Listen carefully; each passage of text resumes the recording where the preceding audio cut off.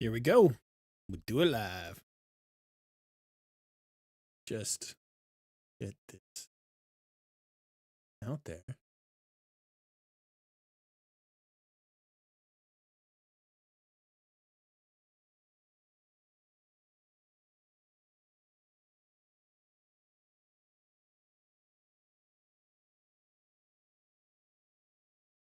We're on the challenge account. We're going to be breaking it down tonight. This is the last time I'm going to play this. I'm going to miss it a little bit. I'm excited about this account. I kind of wish I could play this account for the next 30 to 60 days. I think it's going to be really fun. It's actually one of the more fun accounts I've ever played in some ways. But I have to step away from it. It's just sucking away so many hours of my life so far, and I can't afford to give it anymore. So I'll be sad to see it go, but I think somebody is going to find a very nice account by the end of the night. They're going to be happy with this. Hopefully the person who wins this account actually wants to play it, for real. But we'll have to see. We'll have to. All right. What do I need to do? Oh, I need to post my announcement here in Discord.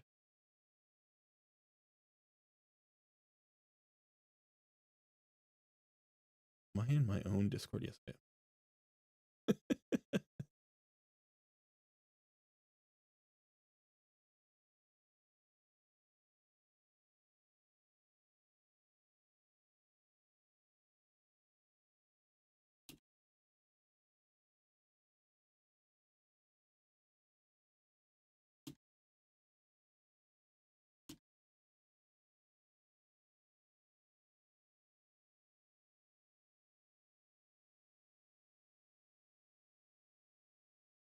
Sorry about this.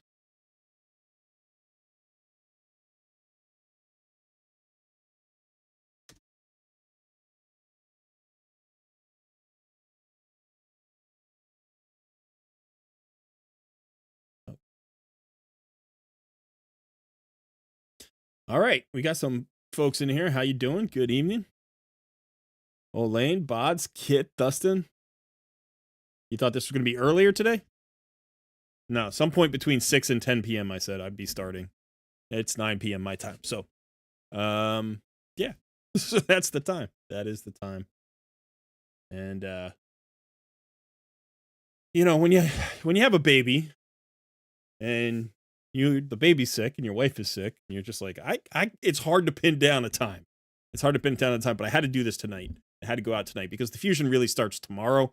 Even though if the fusion has already started, you don't have it. The Dungeon Divers doesn't start for another 7 hours. So that's when the fusion really starts, right? When that happens. Unfortunately, I don't think I completed the fusion warm-up. Am I going to complete that? Maybe I will. Yeah, for today, I can still do 15 more, so I can get the shard. Okay, good. I missed it on my main account. I've been so busy. And that's like the easiest event there is in the entire game, and I missed it. But let me do my little screen thing so I can talk to y'all. Wow.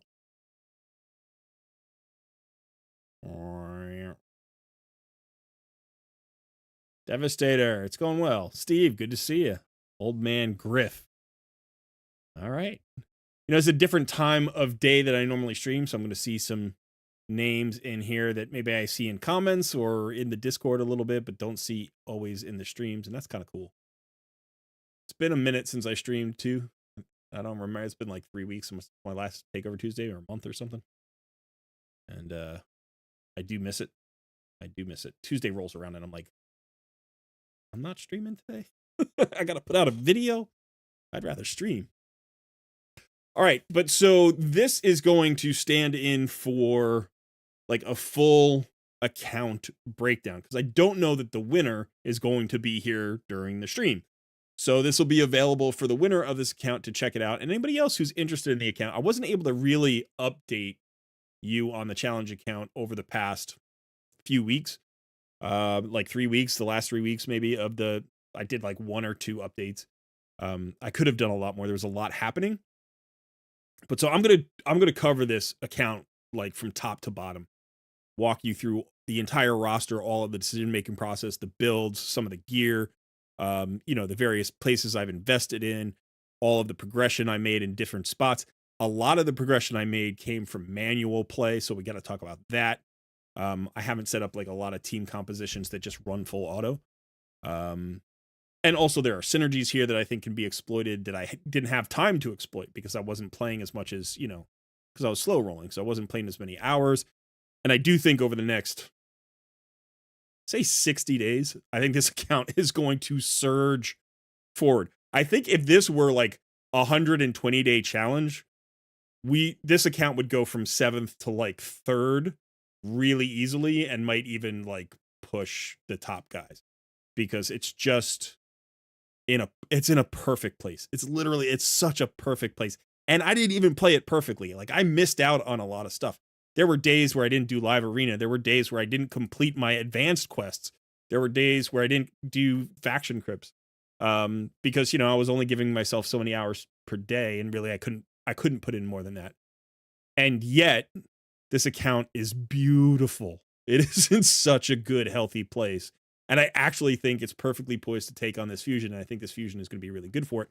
The one real problem with this fusion is because we have a hero's path and not a champion chase, all of the fragment champions that I've been saving for like the champion chase stuff, like these, and then the permanent fusions, like Broadbond stuff, like whoever takes this can't leverage that into this fusion.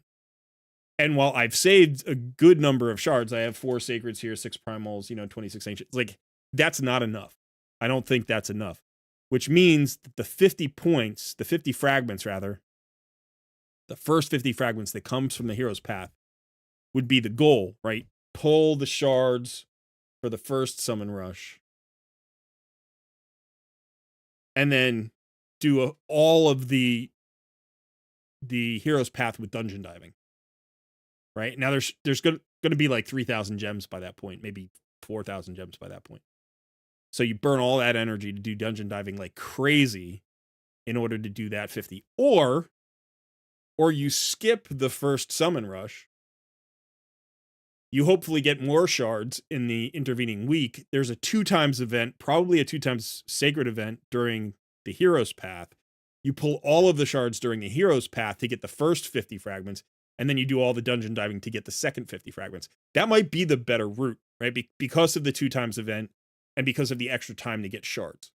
Like that might actually be the better route. So it's a gamble though, because it's literally at the end of the entire fusion. So you'd have to do everything, skip the first summon rush, and hope that you have enough time to play and enough resources to get the full 100 fragments from the hero's path. That, if I were still playing this account, that's probably what I would do. Yeah. I don't think it's going to be a champion chase hero's path. I think it's going to be a summon rush hero's path. Now, if it's a champion chase hero's path, then awesome. Then that would definitely be the better way to go, because then you could potentially get those 2x shards, Hey, Sauce, good to see you. Hey, Logan, Turbos. Yeah. Dungeon Diver hasn't started yet. CVC hasn't started yet. You're just like, yeah, you're just waiting. Am I doing the fusion on the main? I think so. I think he's really interesting. I think he's been kind of underrated, I would say. Not massively, but I think he's been underrated by the reviewers that I've seen who aren't that excited about him. I think this is a very solid champion. I think there are 2 reasons that probably people are down on this champion. Maybe more than they should be. The first is that we had such hype at the beginning of the year. We had the anniversary fusion. Like, Fabian is insanely good. He's insanely good. He's like Armand's level good. I wasn't sure that he was going to be at first, but I've been playing. I have him on this account, and he's so freaking good. He is like, at least Alice level good. He's as good as Alice is, and Alice is amazing. I think Alice has walked her way into that consideration of like who's the best login champion of all time. It started with Ninja and Ultimate Death Knight, Wukong, the orc guy whose name I'm forgetting. Oh, that's embarrassing. He's one of my favorite champions on my account. Starts with an A. Artak. Artak. Like, these are the best login champions of all time. And I think Alice is right there. And I think Fabian is as good as Alex. Potentially better than Alex. These are two incredible champions to get during this challenge. And this account's got them both, which is one of the reasons why I'm excited to give this away. So, like, looking at the roster, you're like, okay, well, who do you have? Well, I've got Alice and Fabian. Who else do you care about? Do you know what I mean? Like, that's a phenomenal starting package right there, those two. But I do have Geomancer, right? Like, I do have Rector Draft. I do have Tagore and Morag at 6 stars. I've got a Crypt King Grawl sitting here. I've got a Genbo and a Sun Wukong and a Ruella and a Ugo, and I just pulled a Cold Heart. So it's like, there's enough here. There's enough here to occupy people for a very long time. And this is not looking at the vault. There are tons of champions in the vault that could be built as well. So this is like, we're in a really good place. They don't have summon rush mechanics at the same time as a 2X. Yeah, they've done that before. They used to do that all the time, actually.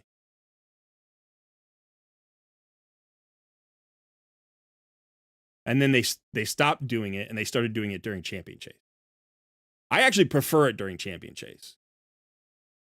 But, what have you.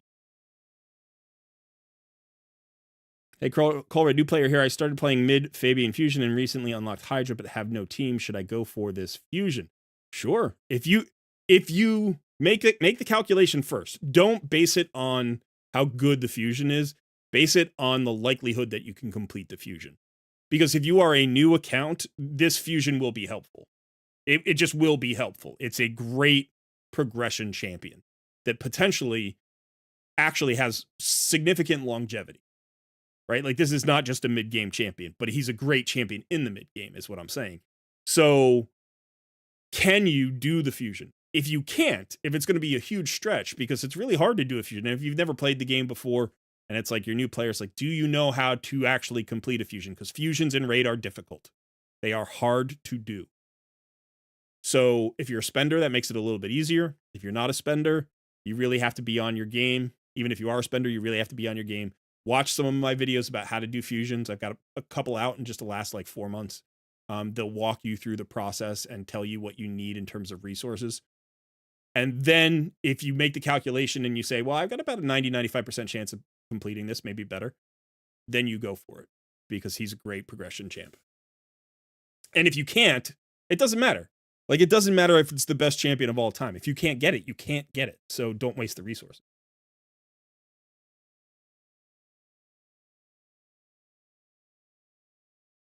Logan's still kind of on the fence. I think he's good. Nubs just did a second vid where he was only slightly worse than Thor. Yeah, I saw that. It's hard to see. He did slightly less damage than Thor on one run. Whatever. Thor probably is going to do more damage, but Thor is an attack-based damage dealer. Defensive-based damage dealers generally don't, like, they have trouble matching those numbers. Right? There are a few of them that do well. There's there's 4 defensive-based damage dealers that you're like, whoa. And I think one of the things that you don't see in that scenario is that the defensive-based damage dealer is much more survivable, right? Like, Thor is harder to keep alive. So if you don't have Nub's resources, right? If you don't have that gear and those teams and that full Great Hall and whatever, and you're like, well, I have Thor or I have, what's his name? Lysanther. His name is a little bit weird for me. Lysanther. Yeah, Lysanther. If you have one of these two, which one actually performs better for you? Not what is the ceiling, but what is the practical application of this champion? And the great thing is, as you build him for more damage, he also gets tanky. I think Thor is the better champion. But I think this guy it may be better as an early game Hydra and mid game Hydra damage dealer than Thor, because I just think to unlock Thor's full potential, you need to be a little bit further along, right? You need a little bit more for Thor. Not a lot more, but a little bit more. Hey, Great Dane. Good to see you, buddy. The Fusion Epic is phenomenal too. They've released some good epics in the last year. Some really good Fusion epics in the last year. Diana is insane. Diana was just a few months ago. Well, like 6 months ago or something, right? 5 months ago. Where is she? She's insane. She's such a good epic, right? Void epic. She's basically Genbo 2.0, right? So she's got this, attacks all enemies before attacking, places crit rate and crit damage buff on herself for 2 turns, and then attacks. Genbo does this based on an extra turn mechanic. She just does it on the same turn, right? And then in addition, she's got this ally attack. She brings a decreased defense on her A1 instead of a steal. And then if the target is under a decreased defense debuff, the attacks by the allies will also ignore 20% defense. So if you have her in the ally attack ahead of everybody and she lands the decreased defense, she activates the ignore defense for the allies who are following her in, right? And then she ignores shield and strengthen buffs when she's under an increased attack. Genbo ignores unkillable when and block damage, I think, when he's under an increased attack. So it's like hers is actually arguably more effective against more champions, right? She's like Genbo 2.0, and the stats, like her attack stats and multipliers, are very similar. Really, really good. And then we had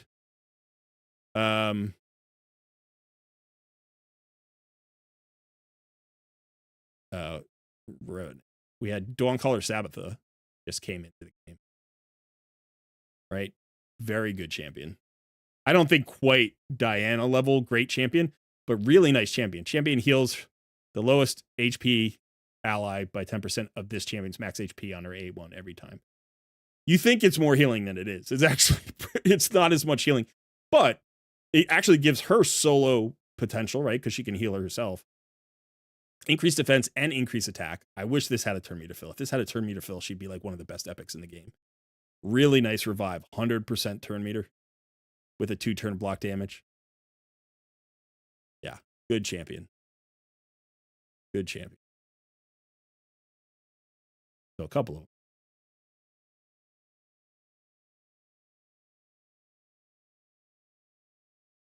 Yeah, so this one I think is going to be a solid healer. But more than that, I actually think he's going to be a solo god. He's going to be one of the epic solo gods. Like, I just think so. He's healing himself by 10% of his max HP, plus he just removes debuffs from himself. And then he does it in 2 different ways. He does it on his A1, and then he does it on his A3. So he could just cleanse himself all the time, heal himself all the time, heal his allies all the time, remove buffs from enemies all the time, resist all the time. And then, it's like, yeah. And he's Void Affinity, right? So it's like he never takes extra damage. He doesn't have to worry about extra crits. Very good champion. So if you're not going for Lizantha just because you don't like him or because you don't have the resources, pick up a copy or 2 of this guy. You're going to be able to do it. It's not difficult to pick up 1 or 2 copies, even if you're relatively early into the game. And yeah, and you're going to be in good shape. Yeah, I thought about that, Olin, and I was really wondering, could he solo Bommel? And there's probably a build to do it. The problem is the little bombs that you get are not removable. So the A1's not going to cleanse you.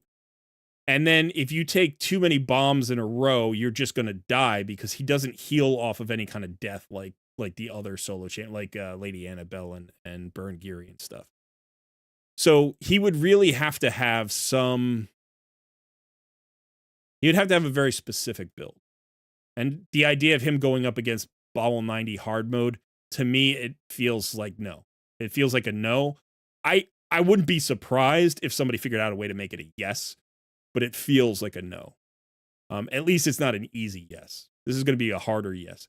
But I do believe he can solo Ice Golem easily. I think he can solo Dragon easily. And he can probably solo things like Agrith easily.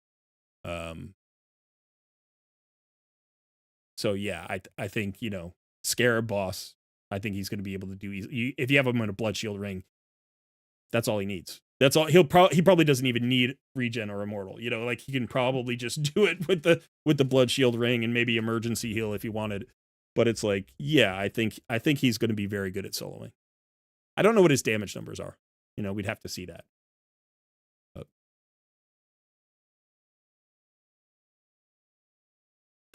So I do want to cover this. Like, I know we've been chatting, I've been enjoying it. I miss talking to you guys. But I do want to cover this account kind of from top to bottom. So that's what I'm going to start. I'm going to start with, if you have any questions about the account, shoot it out.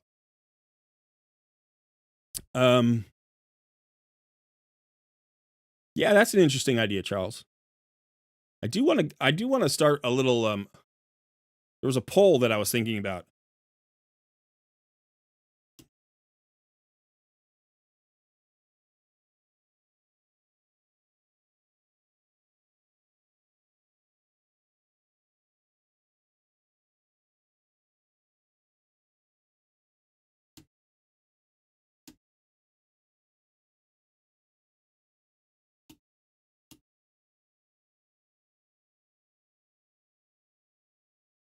All right. So we'll put that out there. All right. Yeah, it's not gonna be a super long stream. Probably go about 2 hours. Might go 2.5. I don't know. We'll see. But all right, so yeah, if you have any questions about the account as I go, feel free to shout them out. I probably won't answer other questions, just because this is a lot of content this is the reason I'm doing it as a live stream and not as a video, is because it'd be a 2-hour video. So there's a ton of stuff to cover, and I want to make sure I don't miss anything. But there's too much. I'm going to miss something.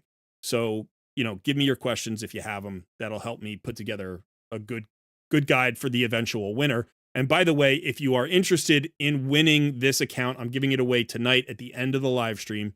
All you have to do is go to my Discord, go to the events section, and you'll see account giveaway.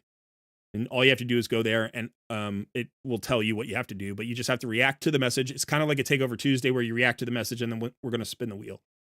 And the one thing that I ask is that if you are trying to win the account, please play the account. Don't just use it as a trophy. Like, oh, I've got Colered's, like account. Well, great, cool. Play the account. You don't have to play it forever, but play the account for a while. If you decide that, maybe this isn't for me, see if one of your friends wants to play it. Like, I like this account. I feel like this account has potential for somebody, but I also recognize that we all have multiple accounts and we don't all have time to play all these multiple accounts forever and ever. So, I don't know what the lifespan of this account is going to be, but honestly, like, I did contemplate for a minute actually retiring my main account to play this account. That's how interested I am in seeing where this account goes. And then ultimately I was just like, I can't do that. I can't just shelve the 5,000 hours I put into my main account. It's like, nah, I can't do that. So yeah, but it's a good account, and I will show you why. So let's go ahead and start with the roster. Just in general, we're going to look at all of the champions. Let's go ahead and, yeah, we'll look at all of the champions. It's going to be a little bit messy. There's no way to really organize this, I guess, the best way. No, maybe we can do at least, yeah, let's do this. We'll just do 4, 5, and 6 stars. That's a little bit cleaner. Okay, so some of these are chickens, but a lot of these are just faction champions. Basically, my approach to building a roster is there are a few components of it. The first is I pick my 6 stars very carefully and I optimize them. So one of the things that you're going to see for all of my 6 stars is if they're not completely masteried, they're very close. Full masteries, full. I have the scrolls. I just haven't completed it yet, because I'm still debating. Full, one missing, but it's irrelevant. But you can get it. Full, full, full, full, full. Close, but it's a 50. Close, but it's a 50. Building towards 60. This guy is actually on the list for like getting his mastery soon. Full. Not a relevant champion, not a relevant champion. Going to be a relevant champion, so building. And then a couple of others, well, they just have a few, like, depending on, if I thought they were going to be particularly helpful in a secret room or something. But so all of my 60s, all of my 60s collectively are missing 1, 2, 3, and these aren't even missing 1 mastery, right? So I have 10 60s. The way I build my 60s is I'm always looking to add skills that the rest of my roster are missing and that I know are valuable for the future, right? So the way that the order in which I built my 60s were Athel was my first, Alice was my second, makes sense, right? Your starter champion and the free champion. Alice is amazing. She had the 5-star soul, so you're going to 60 that. After that, I forget if my third was Geomancer. It might have been Geomancer and then Tagore, or it might have been Tagore and then I think it was Geomancer and then Tagore.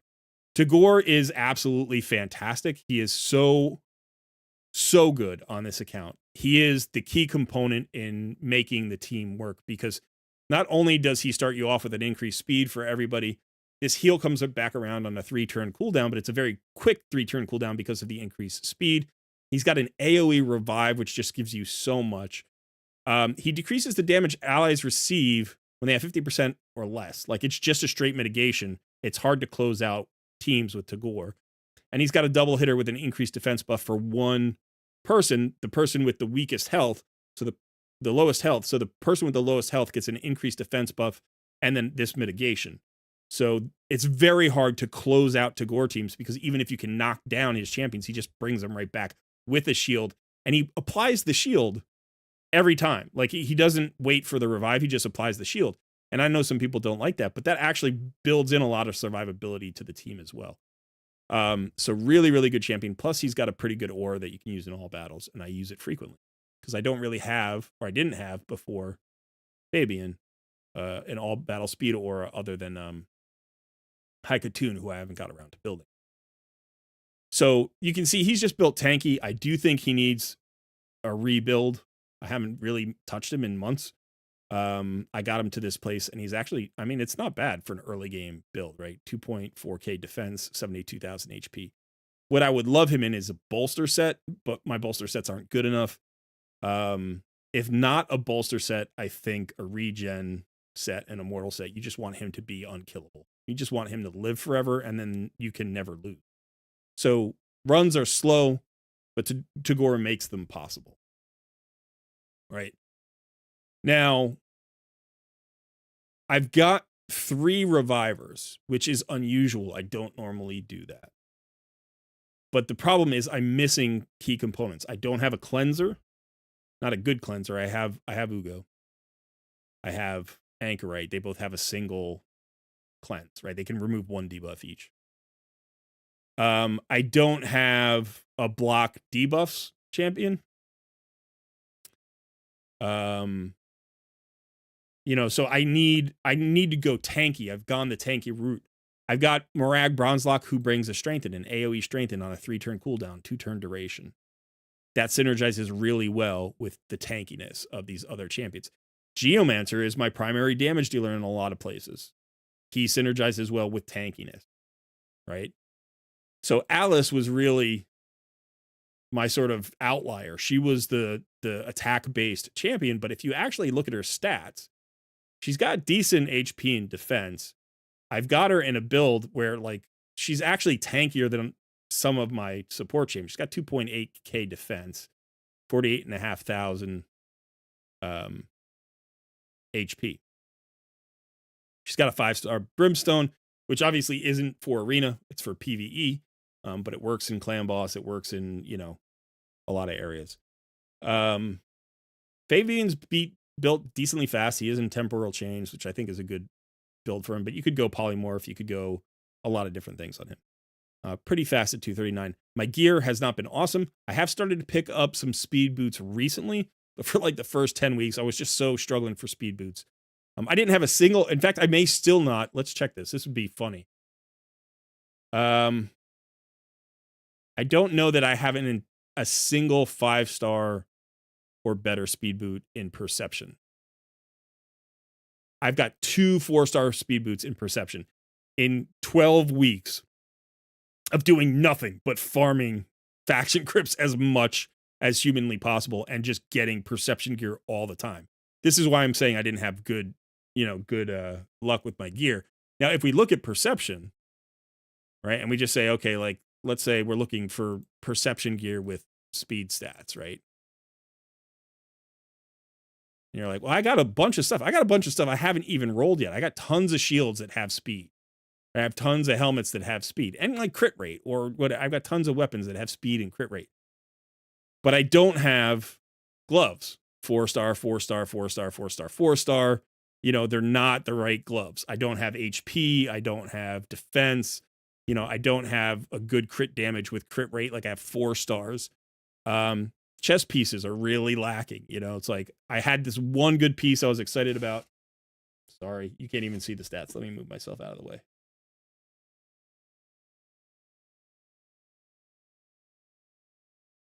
So I have this one good piece that didn't roll into speed. You know, it's like, you know, resistance. Okay. You know, this is actually my best piece, probably this one, defense with the speed. And you know, it's not wonderful. It's 10 speed. Like, same with pinpoint. You know, my pinpoint gear, like I didn't get a single speed boot. I think I got a 3-star speed boot. That's all I got. I got 1 3-star speed boot in pinpoint, and I farmed pinpoint pretty hard. You know, didn't really get any great gear. I got a couple of nice weapons. Like this was a nice weapon, triple crit rate roll with accuracy, but really not awesome. This is actually one of the best pieces, and this came from the mini game. Came from the mini game that I by the way, I still have to finish on my main account. So yeah, the gear has been suboptimal, but I've started to put it together. Hey Fastidious, good to see you, buddy. Yes, Tagoras, awesome.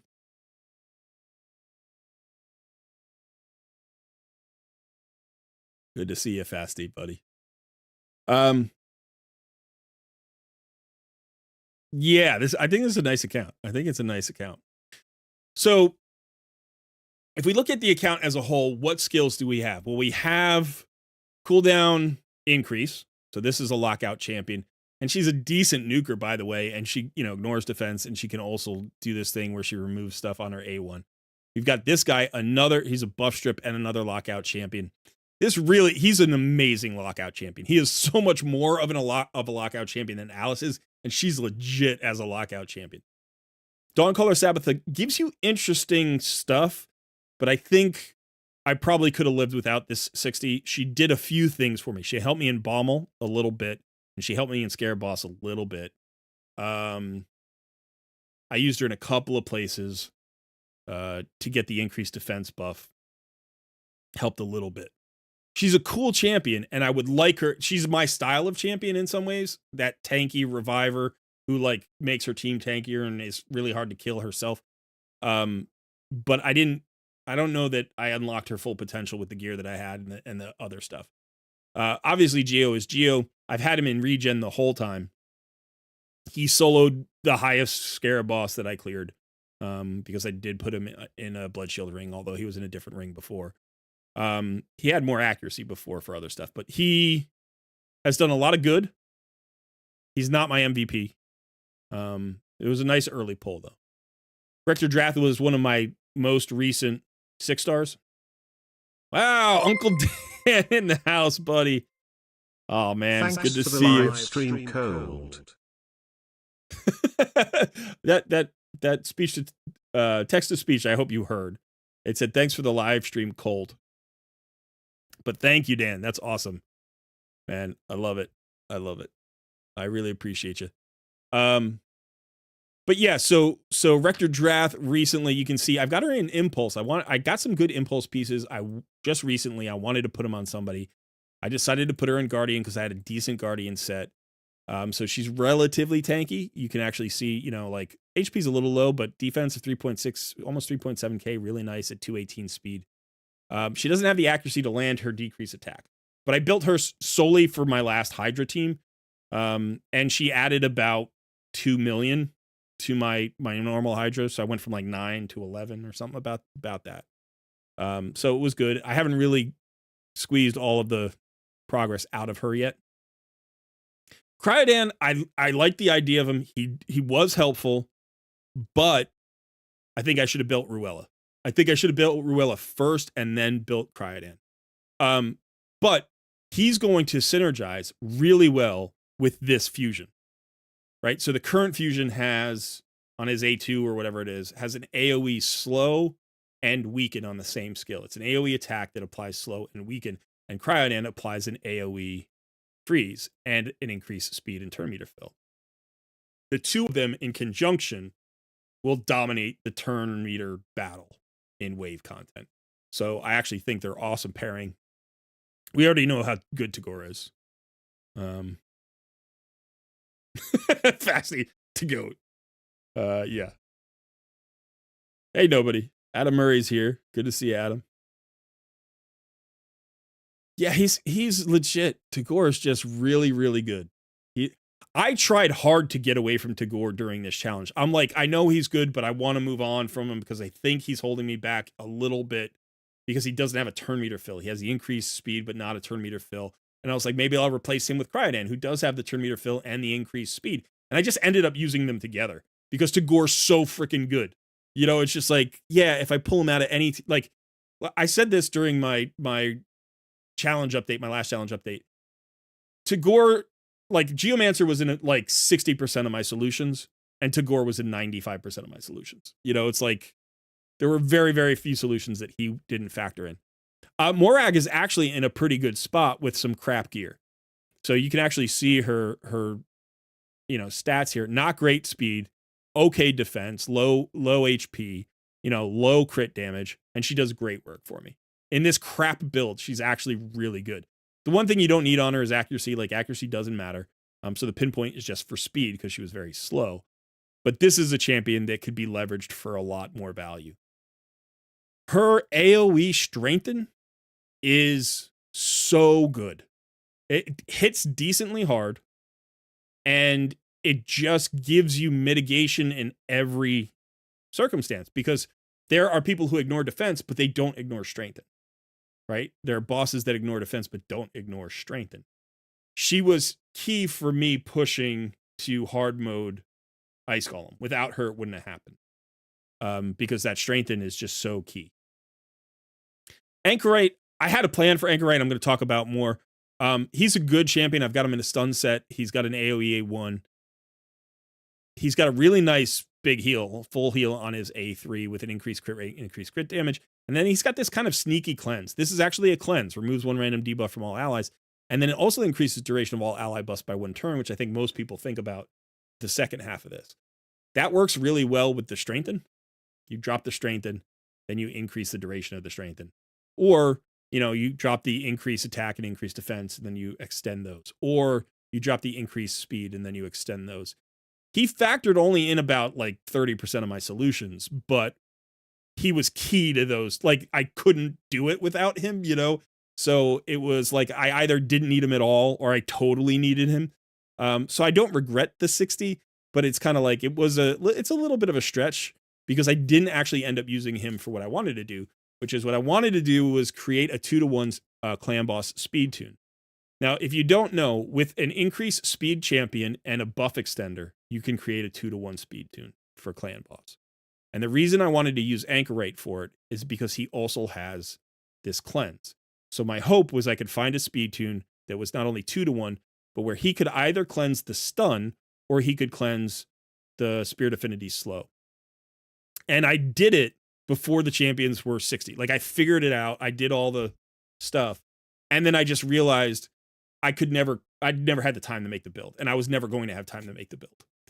There's another build which you could do. And by the way, this would all be with Geomancer. So what you would do is you create the 2-to-1 speed tune with Tagore and Anchorite. And then the other champion for damage would be Geomancer. But now you need defensive buffs. So you need the strengthen for Morag, which is great. She's another damage dealer, but she's giving you that strengthen. And then you use Dawncaller Sabbatha, who gives you the increased defense and increased attack. So everybody has a permanent increased defense, a permanent increased attack, and then a permanent strengthen. Plus, if you're using Tagore, you get the shields that he uses on this, but this is on a 5-turn cooldown, so it's kind of sporadic. And then you get the heals from Tagore and the heals from Anchorite to keep you going. So it's actually a pretty cool speed tune, but I was never going to be able to find the gear and the silver and the time to do it in the 84 days that we had. So I do think that speed tune is out there. The other speed tune, I think, is you just get rid of Tagore. You get rid of Tagore and you go on a 1-to-1, right? You still use Anchorite to extend. Let's see, what was I doing? 1, 2, 3, 4, 5. That was original. And then I think instead of Tagore, you could just bring like somebody like Alice to bring you the brimstone, to bring you the damage, to bring you the buff removal, because that's the one thing that, like, the other thing was like, there was no buff removal. There was no way to get the increased attack off the boss. So I was thinking, okay, Alice. I think it would work. Master Butcher was here to get me through Bommel. He helped a little bit. He would have helped more if I made him 60. He's kind of not good enough to make 60. So Bommel's tricky.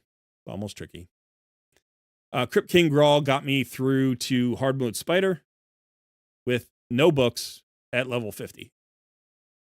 He is in Relentless. He's in a pretty good set of Relentless, actually. This is not a bad set. Could be stripped off to be put on somebody else. But Wukong could definitely deserve a 6-star. For my next 6 stars, my plans are Cold Heart and Ruella.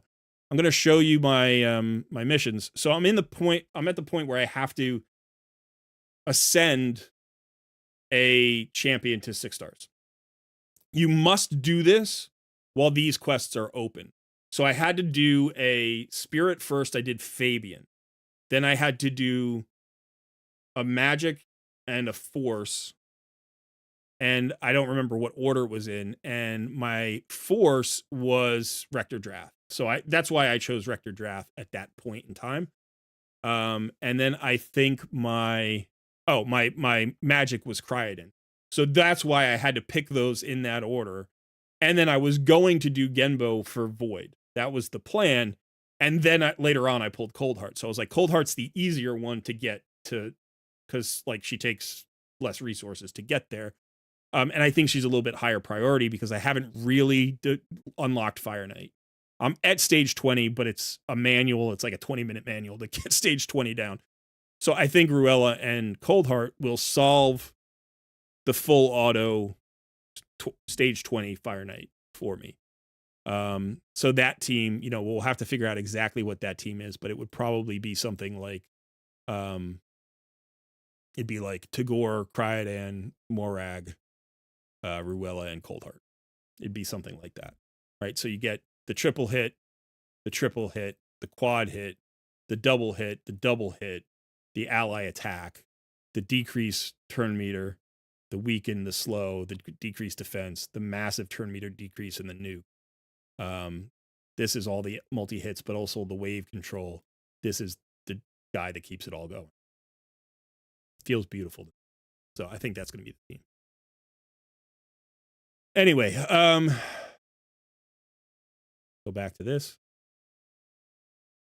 So champions that I think could be considered building in the future. Oh, by the way, yeah. So there are all these kind of faction wars teams. By the way, I wanted to make a video on Tashada. This is crazy. I didn't even know this. She has a 3-turn revive. Revives an ally with 40% and HP and turn meter, then heals all allies by 15%. She won't fire this unless there's a champion to revive. This is the only natural 3-turn revive in the game. No, scratch that. Maybe there's a mythic that does it. But it's not like she doesn't need books. She has a 3-turn cooldown revive without books. That's insane. It's insane how good this is. I wanted to turn her into 6 stars, but it's like I already had enough revivers. Yeah, like there are 3-turn cooldown revivers that require books to get there.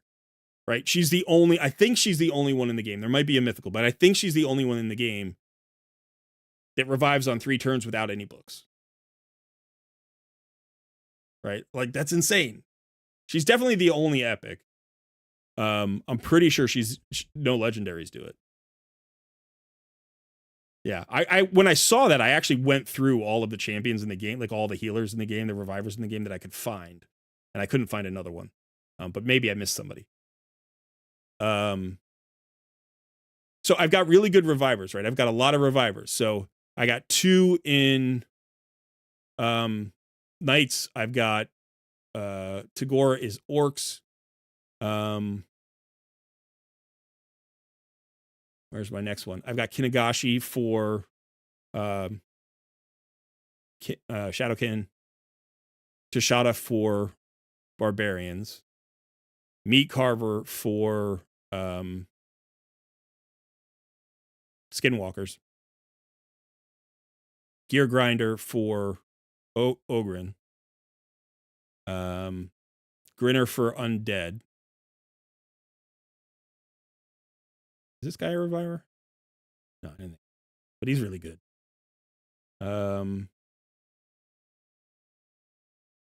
Is that all of them? No, I've got more. I've got Fang Cleric and where is he? I got another one. I got Fang Cleric and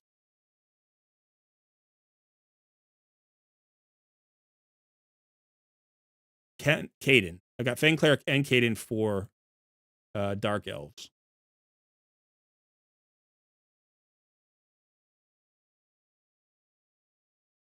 That might be it. But so I got a lot of the revivers I need for, I still need a couple. There's still a few factions there.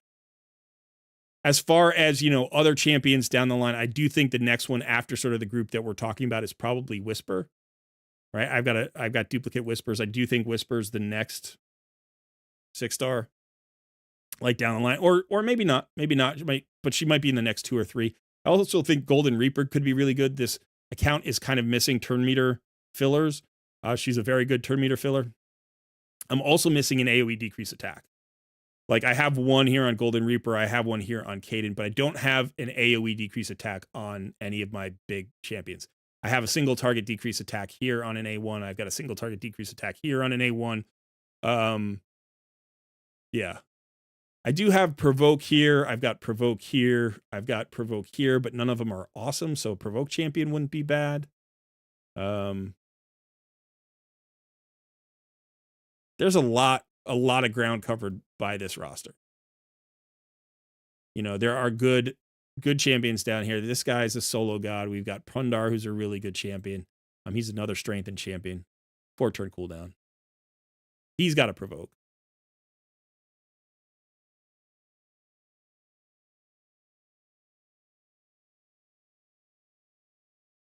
Okay, so yeah, Morag is stupid good. Alice, Morag, Tagore, Geo, Ugo. What 100% would do Fire Knight 20 though. I'm sure the team could. I'm not sure the team built the way I have them could do it. I don't love Geo and Fire Knight. I really don't. But potentially could do it. I'll show you my teams. I'll show you some of my how far I got and you've seen the roster. And you're going to see, what I've done with it now. So, let's just start with I guess we can start with Ice Golem. So, I'm on hard mode 1. I've completed this and this is the team. And you can see it's 3 revivers, Geomancer and Alice. And in fact, I think I modified this team because I think I was originally doing this and I didn't have Alice. And so that's similar to the team that you were talking about, right? It's like, but what I find is like Rector Drath gets nuked out because she's got a Guardian set on. So when the AoE comes, she just dies. Dawncaller Sabbathus sometimes dies as well. I think, in fact, yeah, okay, she's just in regen. But so Tagore has to bring the other revivers back, which is funny. And then Rector Drath heals up everybody. Geomancer just survives. He's in regen as well. And then if the strengthens out from Morag, then everybody survives as well. So that's sort of the team that I was using. It's definitely a manual run. Actually, it's not. I think that might be a full auto run, but it's like a tricky full auto run. It's not 100%. Dragon's Lair is way more important. So I got to stage 7. This is actually full auto. This is full auto. And again, similar team, right? It's a lot of my teams focus on defensiveness, like, right? So we've got Geo for the reflect damage and the HP burns and the weaken. And then Tagore and Rector Draft keeping everybody alive with Morag's strengthen. And then Alice really is just here for her brimstone. She places the brimstone on the boss that helps burn through the purple bar. She also helps with the waves a lot because they don't do anything. They just auto attack because she constantly puts them on cooldown. And so this is a cool team. I could swap out like Cryodan. I tried that a couple of times, but he's awful into the boss. He doesn't do anything for the boss. So he's good into the waves. It's not fast. She's faster. Yeah. So this is full auto. Fire Knight, this is my team. So I brought in Fabian here because he's got turn meter decrease, and I don't have a lot of turn meter decrease. Like Cryodan is good at breaking shields, but he only has turn meter decrease in hard mode, not in normal mode. And honestly, that I don't have a slow. I don't have a decreased speed, which I need. So like this is, and he's strong affinity. So it's like he was good for a lot of reasons, and he actually kind of unlocked 20 for me. Without him, I don't think I could have done it. But I usually just farm 16 full auto, and I wasn't using this team. I was using a faster team. More damage. Might have been Geomancer.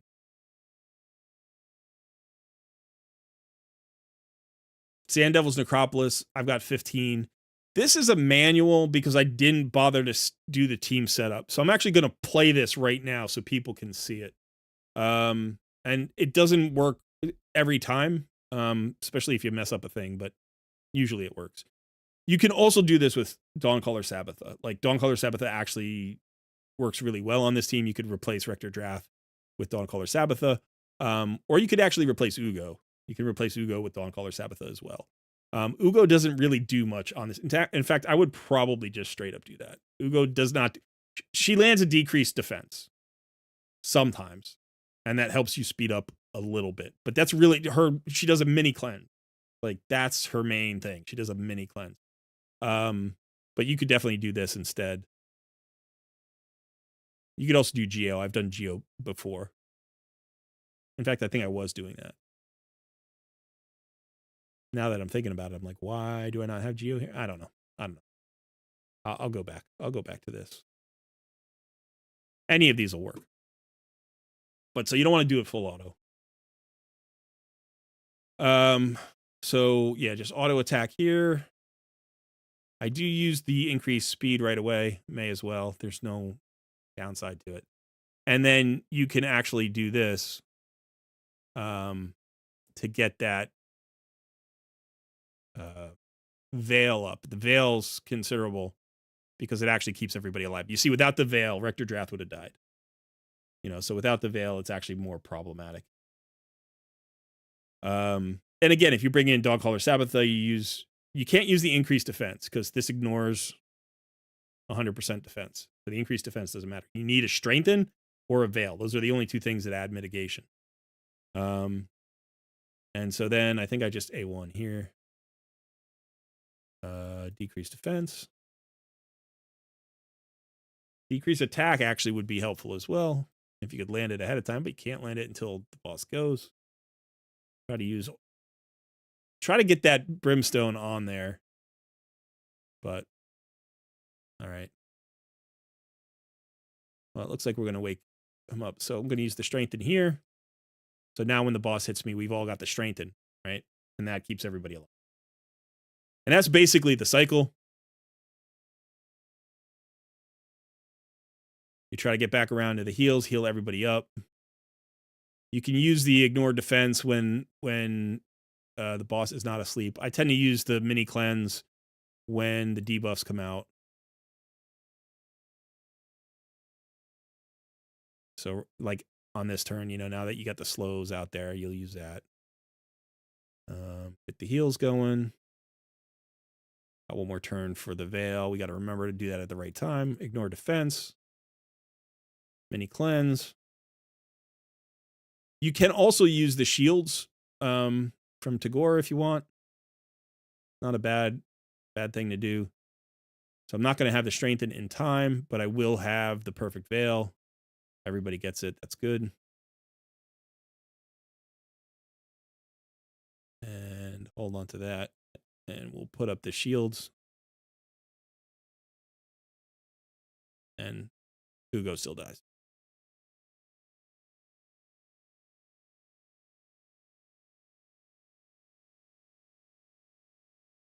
I'm actually going to heal here.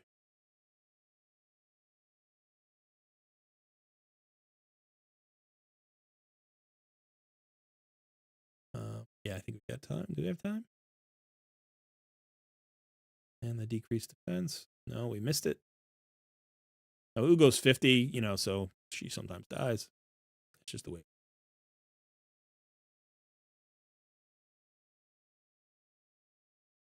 The green hit, Dune Tempest, still hits hard, but it doesn't ignore defense, so it's less likely to wipe you out.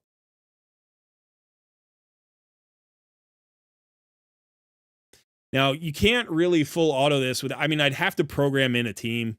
And you have to speed tune for this dungeon, which is annoying, I think, that you always have to speed tune for this dungeon. Or you just have to have a team that's like OP and rocks the right skills. But so, I basically manual this. Like even back at like stage 7, I manual this. I'm sure there's a full auto speed tune available somewhere in here. I don't care that much. Like I haven't cared that much. I don't come in here that often. I just come in here. Maybe I'll run like 3 or 4 or 5 times so I can complete the advanced quest for, ascending a piece of gear. And that's basically what I do. Hey, Ethan, thank you. Hey, Fox Mode, good to see you, buddy. I hope you're enjoying your tea. Keep reading the chat. Keep reading the chat. It's a tough day when you find out your boy is Chapline. You weren't here when I said because of my time consideration. Like I was talking to chat for the first like 20 or 30 minutes, and then I said, once I start reviewing the account, I'm not going to be interacting with chat that much. This is a deliberate choice. I have been chat blind in the past. I've gotten better at it, but I honestly I have to like do this. So Raglan is got a 2-turn cooldown revive. Yes. Is it a natural 3? It's a natural 3. Yeah.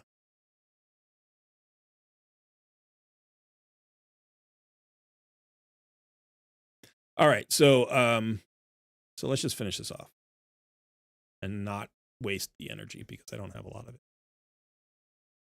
I'll do that.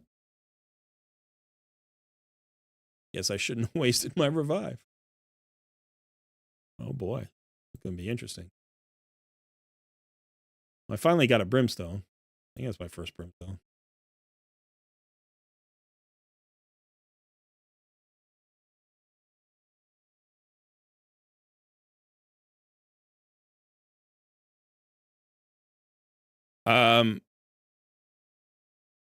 So what I'm doing is I'm giving away the account tonight at the end of the live stream. If you're talking to me. I've been playing it. The challenge ended on Friday. Today is Monday, so I've been playing it since Friday to make sure that when I hand it off, it's in good shape. But yeah, I would love to play it moving forward. I can't. I cannot do it.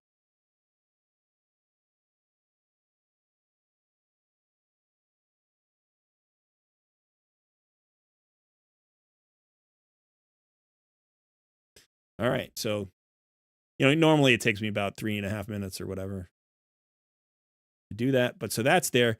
Phantom Shogun, on the other hand, is actually, I think stage 16 is full auto. So let me just run this. And you can see, so here I actually have, I have Anchorite. And the reason I have Anchorite is because of I need both mini cleansers. So Anchorite removes one thing and debuff, and Ugo removes one debuff. The problem with this boss is he places 2 debuffs. You can see he places the decreased defense and the enfeeble. So because it's a random removal, you don't always remove the right debuff. So I needed 2 removers. And so I had to put Anchorite in, and I had to put Ugo in. I can't have either one of them out. Geomancer and Alice are there for damage, and Tagore is doing what Tagore does, which is he carries the whole team and makes everybody better. And you know, the big issue here is if you get a bit unlucky with the weak hits. Yeah, maybe this is the wrong affinity. I think it's not the force affinity one that I want. So maybe I want 17 or 18. Forget. But there's one, like, so these magic affinity champions are going to naturally weak hit, sometimes even without the enfeeble. And if that counter gets above 40 and the boss nukes me, I'm going to die. So it's a little bit of a gamble here. Looks like it's working out this time. The nice thing about Alice is even when she weak hits, because she's 5 stars, she can sometimes lower stacks. Like, she'll weak hit and the stacks will go down by 1, you know, and it's like, oh, well, that's nice.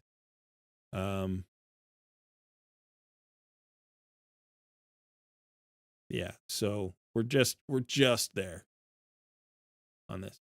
So maybe it was 17. That was actually my fastest run. So 17, yeah, I think 17 is the best one. The problem with 17, of course, is it's less efficient, energy efficient. But it's better because, like, this, you'll see the counter here will be much lower. Like, we were up around like 35, 37 frequently. This counter will stay below 20. Unless we're really unlucky. Because the only natural weak hit is Anchorite, who only hits once every 3 turns, right? Because he heals on 1 turn, he cleanses on 1 turn, and then he hits on 1 turn. So we'll stay nice and low here.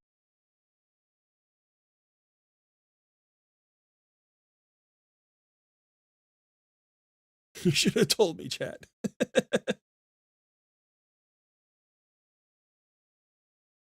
Hey, Fox Mode, congrats, man. You had a heck of a first challenge. You were up there. I was ahead of you like a month ago, and then you just passed me by, and I didn't pass. I don't think I passed you until maybe the day before the end, like 2 days before the end. Where did you finish? You finished top 10. I know you finished top 10, right?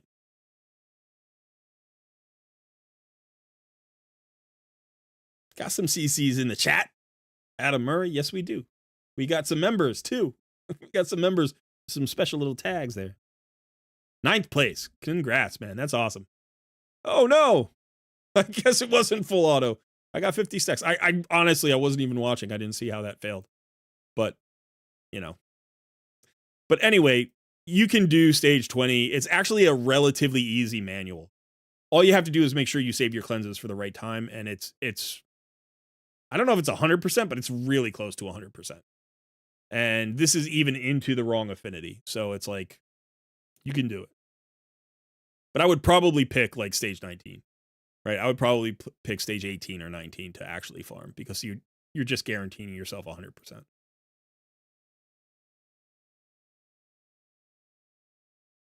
Shogun is, I think it's the easiest of all of the dungeons if you count the hard mode classic dungeon. So like Iron Twins, Sand Devils, Phantom Shoguns, and then hard mode, all of the dungeons. I think the only one that might be as easy is Dragon. I actually think Phantom Shogun is easier than Dragon hard mode 10. So maxing this out is like the first dungeon you can do.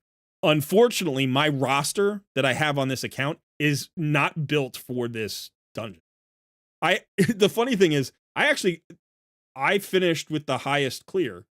Like, I did stage 20. Nobody else did stage 20, which is astonishing to me, because I know some of the rosters that other people have, and I'm like, I guess they just didn't think about it. Nobody thinks about Phantom Shogun. There's not a lot of reasons to think about Phantom Shogun. I should not have finished in first place. I should have been in like maybe 10th, because this is by far the easiest dungeon to max out, I think, out of all of them. You need one good cleanser and maybe a backup. Like, that's it. It's just about the cleanses. That's literally all it is, just timing the cleanses. Hey, Cedric, good to see you.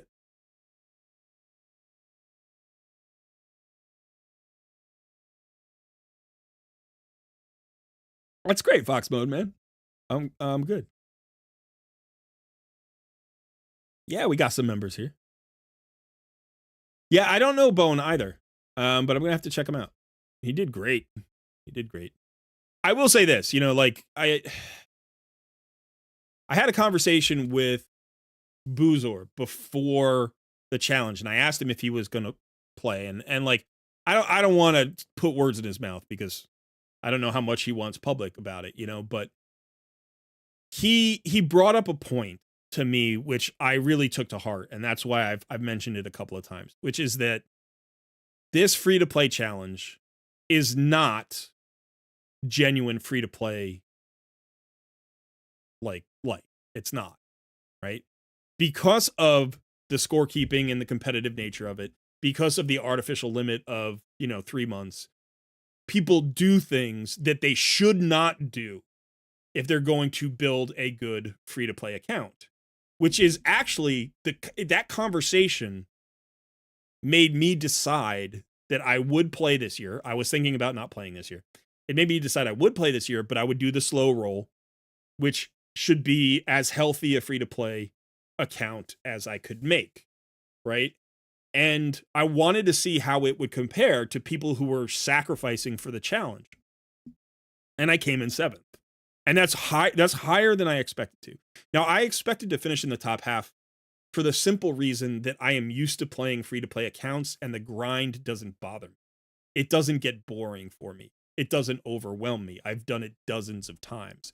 And I know that people who are new to free to play life, or maybe haven't done it that often, like it's exciting in the first month and then it really gets harder and slows down in the second month. By the time you're in the third month, you're like, this is a slog. It's awful. Like if you're used to be even a low spender, like you can bypass a lot of that. So I just expected people to drop out. Plus, not just that, not just like giving up, but also like it's 3 months. Life is life. People have other things that they have to do. They go on vacation, they get sick, they have work, it gets busy. Like there are reasons to bail out, or to not bail out 100%, but to back off. And so I thought that alone would put me into the top half. If I just stayed committed, I would get into the top half. But something that I saw last year was also in the back of my mind, which was I was in the back. I was like 2/3 down the list in the first month last year. And then in the second month, I climbed up into like maybe the top third. And then in the last month, I passed everybody and I ended up in second place. And Crop was really the one keeping the pace, and I was trying to match him. But he was doing the same thing I was doing. And that momentum came from doing a lot of the free to play stuff every day. Like just knowing how to do it and how to find those solutions from small rosters and bad gear. And so like if you look at all the free to play stuff that I did, like mine unlocked instantly, right? Like Guardian Ring unlocked instantly. You come in here and you're like, okay, I'm focusing on getting my Drexler fragments. I'm focusing on, trying to collect all my fragments for Archmage Helmet. And Uncle Dan with the second hit. 20 memberships. 20 memberships. Wow, that is awesome. Thank you, Uncle Dan. Dude, Uncle Dan is like serious supporter of the channel. I always appreciate you being here, man. And all the support you shown the channel over the last 2 years. It's been awesome. Been awesome. Everybody, please thank Uncle Dan for your free memberships. That is really cool. But yeah, so focusing on little stuff like this, focusing on stuff like getting the Great Hall into good shape, doing live arena every day to get those area bonuses to help in the content when you don't have the gear. Doing 3v3 arena, getting to bronze 3v3 arena and maxing that out and having thousands of gold bars to get the Drexthar fragments, but also the free ancient shards and the extra energy. I'm trying to think of, all the little things that go. Faction wars. I mean, there's another void shard. I got a few more stars today. Yeah, just, pushing all of the stars here to get the best resources that you can get. And okay, this is stage 14. I'm going to be doing stage 14. And this is my team. I have, this is one of my most advanced teams. 2 level 60 revivers and then nobody, right? Like nobody built. Although Whisper will eventually come in here. I did a lot of work with Torix early on because he was one of my first rares that I pulled in. He's awesome. But using champions that I don't normally use. I've kept every epic that I pulled, I think. I may have turned 1 or 2 into chickens that were like, bad duplicates. Let's look at Banner Lords. Banner Lords with nothing. I mean, with nothing. I have nothing here. I have nothing here. Just building up rare chickens into 4 stars and then finding a way to get all the way, what did I picked up 30 stars here. I can probably still push a bit. Like doing those little things that pay long-term dividends, getting into Doom Tower and finding ways to find solutions for all of these hard mode bosses and to keep pushing so that you can get as many, materials as possible, as many rewards as possible. And yeah, Agreth is really bad for this account. Agreth is the hardest boss for this account. Any other boss I can do. Agreth is just so hard because I don't have cleansers. I don't have block debuffs. I just get those poisons and I'm stuck with the poisons. And it's like, yeah, well, don't you have a ton of healers? It's like, yeah, but the healers die to the poisons. And then they're, it's like, and then they get the main attacks and it's like, it's so annoying. So yeah, that's a really hard boss for me. Baumel was not as hard as Agreth. Clearing Scarab boss with this team. Like, how did you do it with that? It's just Geo. Alice gets Geo there, right? I'm just using Crypt King Grawl for the slightly more HP in the aura, so he dies right away. And then Geo's in regen with a blood shield ring. And he solos the boss. And that's how you do it. Like as a free-to-play player, that's how you do it. And I've been doing that kind of crazy stuff, that stupid stuff for years.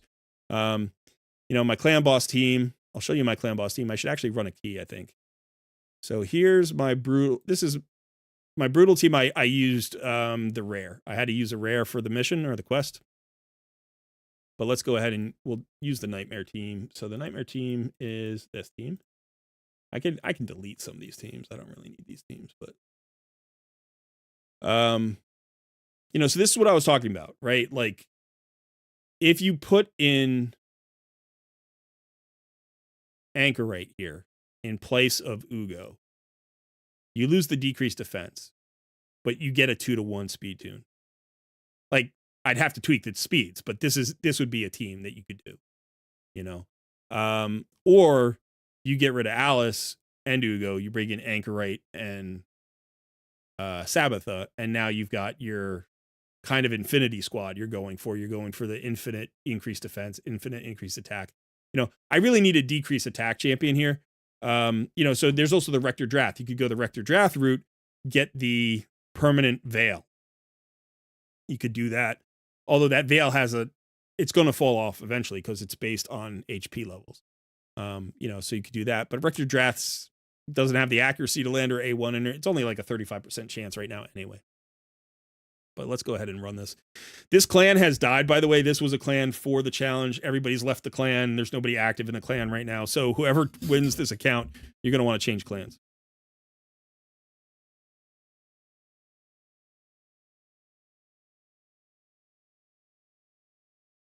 Congrats, Elaine. That's awesome.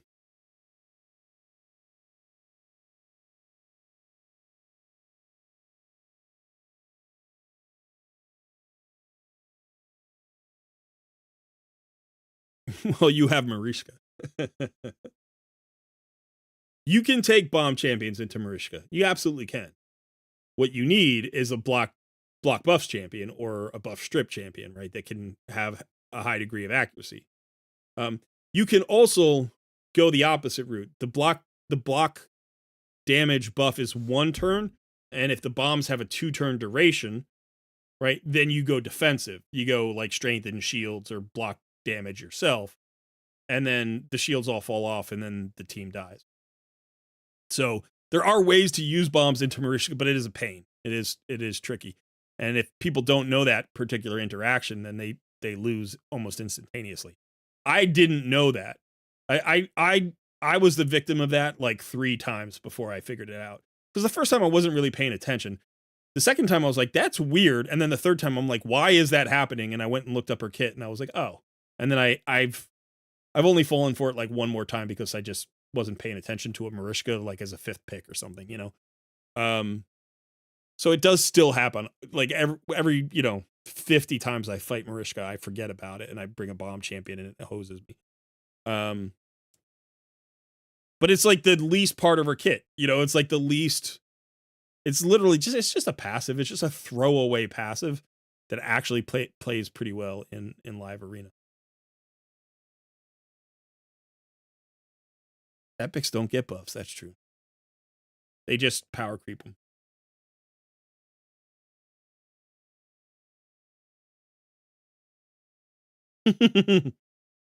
Yeah, Fastidious knows.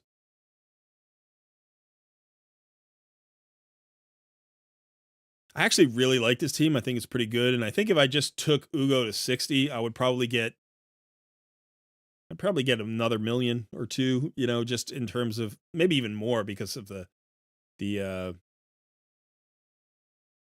masteries. What should we call it? Not Giant Slayer, the other one. War Master. But also because she wouldn't die. She usually is the first to die.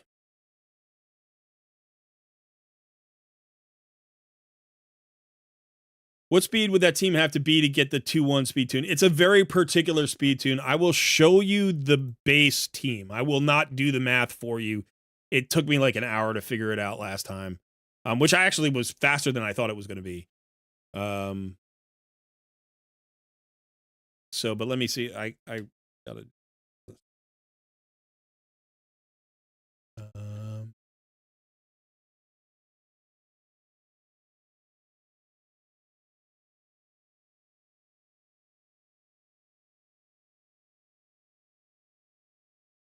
Okay, so this is Deadwood Jedi. So you just come up here to speed tunes, go to 2-1. Okay, now 2-1s aren't typically unkillable, right? Unkillables are either 5-4 or 3-1. That's generally, there are some, or sometimes they're like something special, but they're very rarely 2-1. But if you go and you find there are several 2-1s, the one you want. The one that is the most accessible is the White Whale Lydia is actually a good one, or the original White Whale. The White Whale. Okay, so it's called the White Whale because this was like the first 2-1 speed tune ever invented. This was before any of the unkillable like teams. Like this was literally the best. Like year 1 of the game when they were first figuring out speed tunes before the calculator existed. They came up with this. And what you'll see is there's a speed champion who must have an increased speed. And the second champion can either be a second increased speed champion or a buff extender. Now, there are a couple of caveats here because some speed champions have turn meter fill and some don't. Tagore does not. This model is built with a champion that has an increased turn meter. It's High Katoon. So, buff extender. So let's go Ultra Nightmare.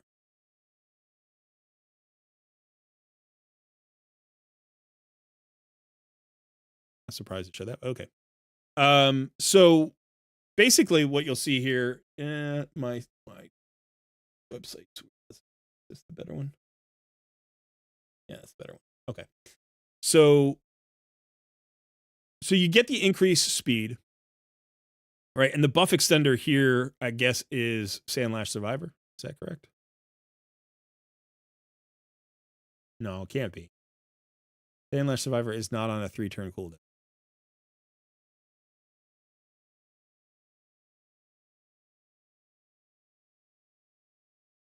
Huh. Maybe it is. I don't know. I thought she was on a 4-turn cooldown, but she's on a 3-turn cooldown. Okay. So you instantly extend the speed, and it doesn't have to be up permanently. It does fall off at some point, but it kind of just ends up working out. And you get a 2-to-1 speed tune. Now, the issue with this team is that you can't take it into Spirit, right? Because the Spirit applies a slow on the AoE too. And so if you go here and you switch it to Spirit, right, it breaks because of the slow. So what you need is a block debuffs or a cleanse to get it back into tune for Spirit. And if you're going to do that, you need it to be this Coffin Smasher champion. It has to be that speed guy, because you have to cleanse it first. You have to be the first one, and then you have to cleanse it. And then, of course, you have to worry about the stun, because if that person gets stunned, then it messes up the speed tune. So you have to worry about the stun. You have to worry about the stun on every affinity, and then you have to worry about the Spirit affinity slow. But so this is the base team. You can also use the White Whale Lydia one, which is a little bit different. I've used that one before. In fact, I might have used that one this time. The White Whale Lydia. And so different speeds. And Lydia doesn't have a turn meter fill. So this may be why I chose her. So the speeds are higher because she doesn't have the turn meter fill. Yeah, but then you see, it eventually comes into a 2-to-1 speed tune. Doesn't happen right away. One of the things you have to worry about is like this first stun. Like, how does that fall? Or the first slow, how does that fall? Because it's not in tune. So you can see this comes into tune in turn 7. You can actually speed that up. There are ways to get this to tune at turn 5, I think. But there it is. So you can come here, White Whale Lydia or the original White Whale, and you can use that as a basis. But all it takes is 1 increased speed champion and 1 buff extender, or 2 increased speed champions. But again, remember, some increased speed have turn meter fill, some don't, and that changes it. So you'll have to play around with it a lot. But yeah, that's it.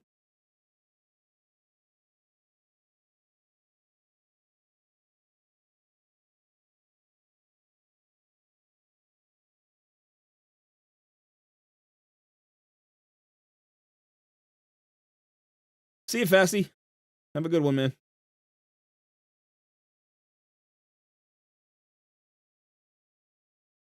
Yeah, I'm excited for Fastidius's new fusion tool. I think it's gonna be great.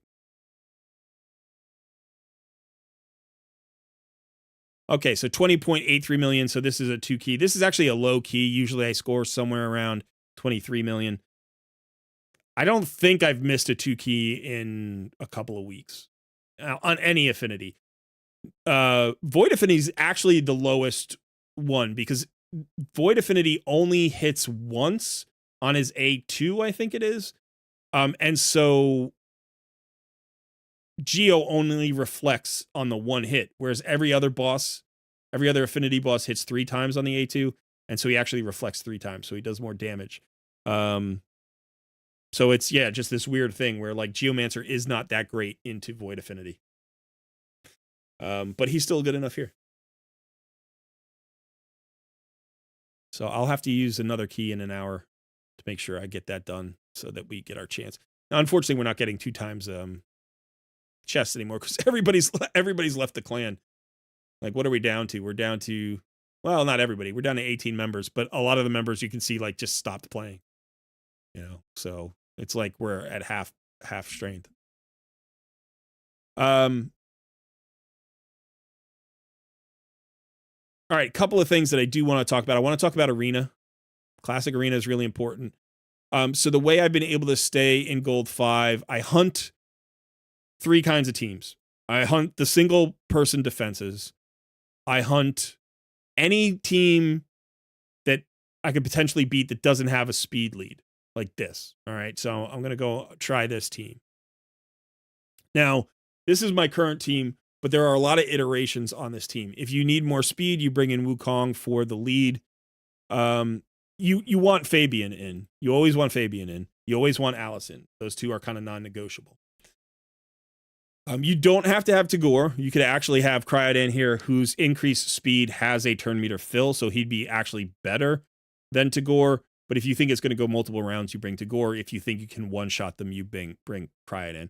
Although Cryodan also has the freeze, so it gives you a little bit of flexibility here.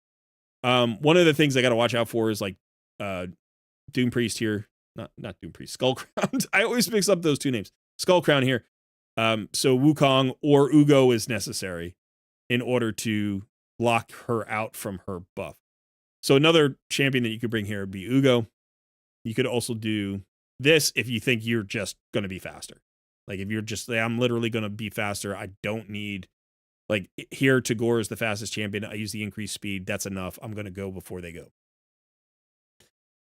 So this works. And then you have the drop defense. You don't really need the drop defense when you have Alice and Fabian. Like you can take more than one round, you know. You throw in Cryodan, like this is like a lockout team. Like you just have to go first. You do this and you go first, and it's a guarantee. Like they'll never do anything, right? So we'll use the increased speed this time. Try to strip the buffs. I guess actually Fabian can remove the buffs too for Skullcrown, but it's not a block buff. Let's go ahead and see if we can. Oh, we missed. All right. Sometimes I will sheep somebody just to like save myself a headache. So I could sheep Alice here. And then we'll try to lock out everybody else. We didn't lock out Skullcrown, did we?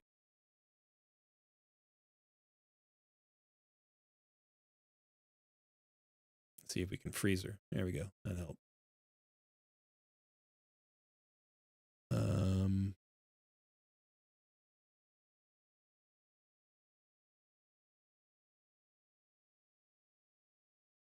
And again, I manual a lot of fights because I have to. I don't have a team that can just full auto a lot of times. Sometimes I auto, but most of the time I manual. But you know, you can see that you can find teams. I could maybe take this team on. This team's going to be faster than me. This Haikatoon's got a +3. She's got a 3-star, soul. Like this person probably had. Like I could look at this person. Where's their power? 4.92 million power. I got like 1.2 or 1.4 or something. So this person's far ahead of me. They probably have better gear.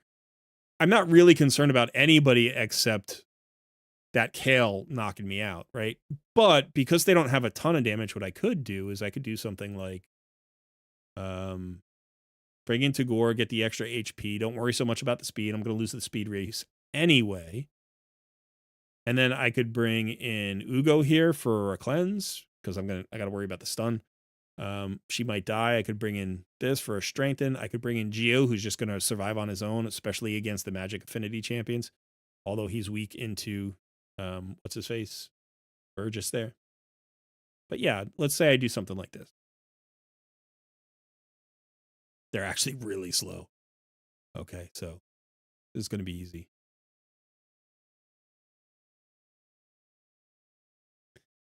Let's do that.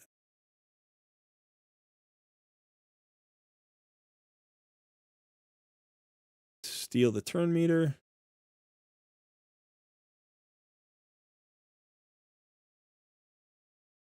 We got to worry about the sill.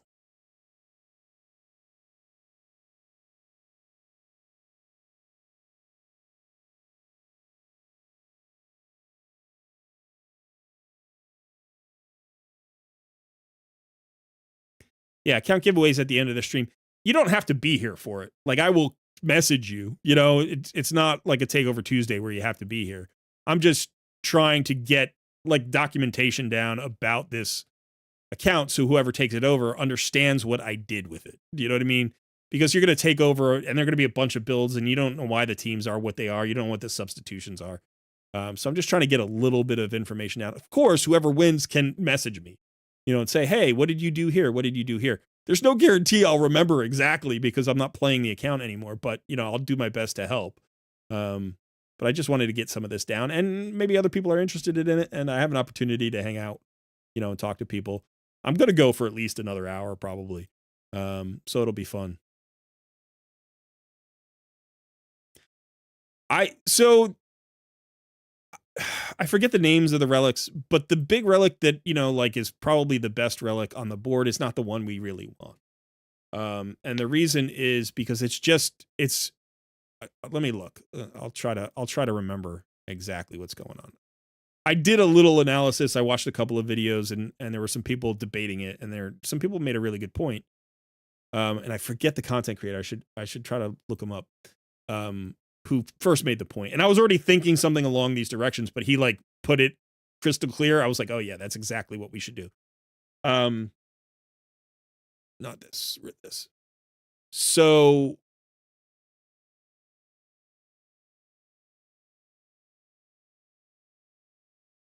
this is the wand of submission. This is what we can get, right? So whereas a 25% to reflect this, it's a wand of submission, I believe. Yeah. And I think this is the one that most people are leaning towards. The problem with this is from the standard group. So whenever you forge, you will always have a 50% chance of forging a standard group relic.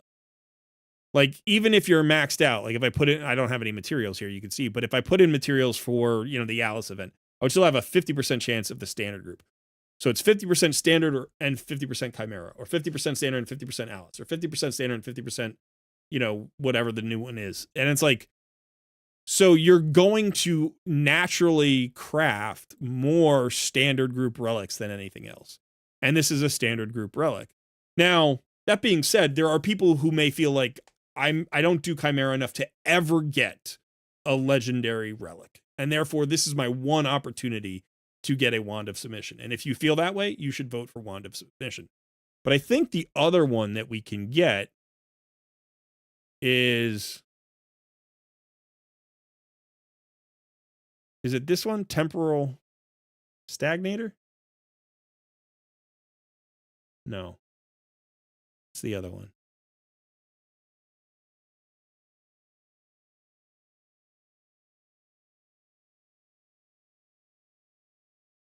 Boar Crescent is one of them.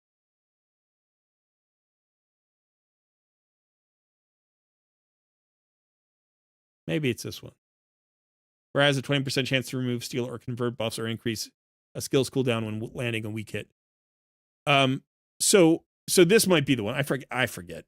But it's like, because it's not quite as good as the Wand of Submission, it might be like the second choice, but you have a much smaller chance of ever getting one. So it's kind of like, back in the day, you had a choice between taking Wukong with your starting, your starter code, or taking Deacon Armstrong. Now, out of the two, Deacon Armstrong is the better early game champion. He's going to snowball your account way, way harder, but you're going to take Wukong because he's a legendary, and you just might not ever pull him. You're going to pull a Deacon Armstrong at some point, even if it takes you 2 years. You might literally play for 5 years and never pull a Wukong. So you take Wukong. Like, not because he's the most valuable right now, but because he's the harder one to get. And I think we're kind of in a similar situation here. Like, we don't want to necessarily take the best one. We want to take the second best one because it's 5 times harder to get it. I guess. Something like that. I hope that analogy made sense. But you've distracted me. See, this is why I was not talking to chat. Okay. So that's Arena. 3v3 Arena. I'm in Bronze 3. This is a lot about hunting one-man defense. So you want to put in one-man defense early on because you want to farm gold bars. That's all we really care about. We want to farm gold bars. If you fall back to Bronze 2, that's not great, but it's not awful. So you come in here and you farm the one-man defenses for 5 days, and then you put in your full defense, and then you just have to be careful about the ones you pick. But here's the nice thing. If you see, so a team like this has 150,000 total player power, or whatever, champion power, team power, with only 3 champions. That's an average of 50K or 52.5K or whatever per champion. Right? And then you go down here and you find something like this. And you're like, this has 12 champions at 370K. So this is an average of like 32K power per champion. So in some ways, this group of 12 may be easier to defeat than this group of 3. This has less total power, but the individual champions are so much stronger. So like if you had a total crap team of 3 level 1 champions and then 1 mythical god tier like hunt, it's like that team would be dangerous because that 1 mythical might one shot your whole team. So it's like this is actually in some ways it's almost spookier to fight this team than this team. And the other thing is you just look around at what the 60s are and you care less about the 50s and you're like, okay, there's no speed here. There's no speed here. There's no speed here. Like I'm going to take this down. Granted I have 410k player power at this point, but it's like even before I did, I'm like I'm going to take this down. I just put a speed lead on every team and they have no speed and I'm probably going to one shot most of them. I still want to put up my best team against their best team, but this is a relatively safe. Like I might not win. I don't even care. If I win 2 out of 3, I'm fine. If I win 1 out of 3, I just switch the teams around and I do it again. And it's like, yes, their champions are better. We got Ninja here, but is it a good Ninja? Is it built? Like, is the AI going to make it do anything? Can it kill my Geomancer? I think I'm probably fine. I could always change champions around if I needed to, but realistically, I don't even look at them that hard, and I just make sure that I'm here every day, and I refresh frequently, and I make sure I get my 5 in. You need your 5 wins, but usually I try to pick up as many as I can. So sometimes 15 or 20 wins, or at least 20 battles, And when you're doing the 1-man defenses, you're literally just trying to get gold bars. So you want to fight all the 1-man defenses that you can. And even if you happen to lose one, you just move on to the next one because there's so many of them when you're down at the bottom. When you're in the red, everybody's got 1-man defenses. So just get those gold bars. That's really all it's about.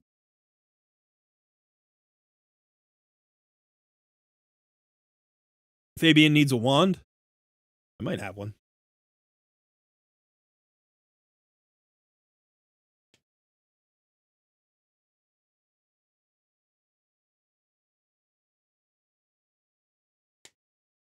Hey, Yobi. Good to see you. Andre Agassi, welcome. I caught a couple of your comments recently.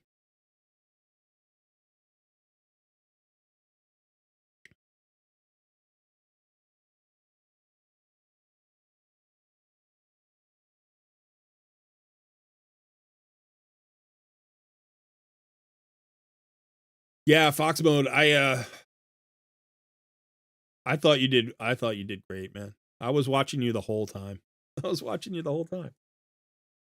Fox mode is crushing. I was also watching Broken. Broken Not Dead did really well. He fell off a little bit towards the end because he was up higher at one point. And I didn't get to talk to him about why that happened. I don't know if it was like life got busy. I know he's finishing a film. He's finishing a documentary, so it might have just been that he got less playtime. Or maybe, he ran into a brick wall. Sometimes that happens on an account. You get bad luck and you just, like, you're cruising along and then all of a sudden, boom, and you just can't move on Doom Tower. You can't move on Faction Crypts or whatever. You just get frustrated. But yeah, I was watching you and Broken. I was watching Bront and Roadblock. I was paying attention to like 8 or 9 different content creators, a little bit more than everybody else. I was watching YST the whole time. This is my buddy. I'm like, oh man, I wanted to catch YST so bad, but I really didn't. I didn't even make a hard push until like the last 18 hours. Even the last week, I for some reason in my brain, I was like, oh, there's time. I didn't have time. That's why. It's like I didn't have time to sit down and do anything. I actually had to ask my wife to come home early from work. She was cool about it too. She was like, all right, it's not, I don't really want to, but I got her, she came home an hour early from work so that I could push an extra hour on the last day. Because for me, the day ended at 3:00, my time, so it was like, normally I'm with the baby until 1:30 p.m. And so between 1:30 p.m. and 3 p.m., I'm not going to, So my parents took the baby at noon my parents took the baby at like 11:30 or something. And she came home at noon and took over. So I didn't have to be on baby duty. So I got like an extra 2 hours or an extra hour and a half to push, which was nice. And I did stay up until like 4 a.m. the night before. So I was working on very little sleep because I get the baby at 7:30 a.m. So I'm usually up, around 7:15. which doesn't sound too bad to most people, but you know, I don't really start work until the afternoon. So I work until at least 10 p.m. And then yeah. So and then you just have, you know, you have a team like this. As far as, you know, the bars are concerned, you do have to watch, you want to really set a timer for this Drexar. I have forgotten to do so. Because it's on your timer. So when you click it, the 24-hour timer starts. It should just be on a 24-hour timer. If you click it once within that 24 hours, then it resets with the server, and then the next day you can get it at any time in the 24 hours. That would be so much more convenient, but Plarium, you know, they're being jerks about it. And so you really need to set that timer. The clan quests I've been doing, I did pick this one fully upgraded epic champion skills, and I was going to do it, and then I decided not to because the personal CVC was coming, and I was like, I didn't want to use up the books. These are other resources that I've been saving, right? So you've got a legendary, 2 epics, and like 3 rares worth of books here. I think the next epic to book is Ruella. You could certainly book Genbo, or you could hold it and book Whisper, or I think it should be probably Ruella and Genbo. Obviously, we're going to book Cold Heart. Out of the other rares, you've got some interesting rares. There are some interesting rares on this account. So if we just looked at rares. So I've got a 3-star soul on Fnatic here. Now, Fnatic's not an awesome champion, but he's not as bad as you might think. So he's got this chance of a decreased defense. He transfers debuffs from this champion to the target. And then he's got an increased attack for all allies that also removes 1 random debuff from each ally. I didn't realize this. He's got a mini cleanse. That's helpful in faction crypts. Even a mini cleanses. So is the increased attack, right? So he's not actually that bad. And he had a 3-star soul. I pulled a 3-star soul for him from, you know, when I was pulling soul stones. And I needed another Shadowkin. I just needed another Shadowkin. So I built him to 40. And I think this guy should probably stay at 40, but maybe you could take him to 50 because he might be useful in Centranos. He might be useful in faction crypts a little more because of that 3-star soul, right? He might unlock some of the awakened nodes or whatever they're called. I've got Doomscreech. He's got a 1-star, 2-star soul. He's booked. He's already fully booked. You know, so you've got that turn meter fill, that increased defense. Now you're going to have a defense-based damage dealer if you take this fusion. You know, like that increased defense is another. I do have Dawncaller Sabbath for increased defense, but you've also got Doomscreech, who's got a 30% turn meter fill, which is substantial. We've got a 3-star on Kurzad Depart. 3-star soul on Kurzad Depart, who's got pretty good hits. Actually, he's also got a decreased speed, which is really nice. Meat Carver Tolog should go to 5 stars. He's already fully booked as well. Odachi is solid. You could take him up to 5 stars if you wanted. He can certainly do some stuff where he gives you a block debuffs and increased defense on all allies. He gives you an AoE. He's got a shield. Got a A1 provoke. He's a solid rare. Gear Grinder should go to 5 stars. Elhain should go to probably 6 stars at some point. No rush there, but at some point you take her to 6 stars because you're going to take all the starters to 6 stars. You need them in secret rooms. You need them in faction crypts. They're your rares. You know, that mission where you have to do a rare in a crypt.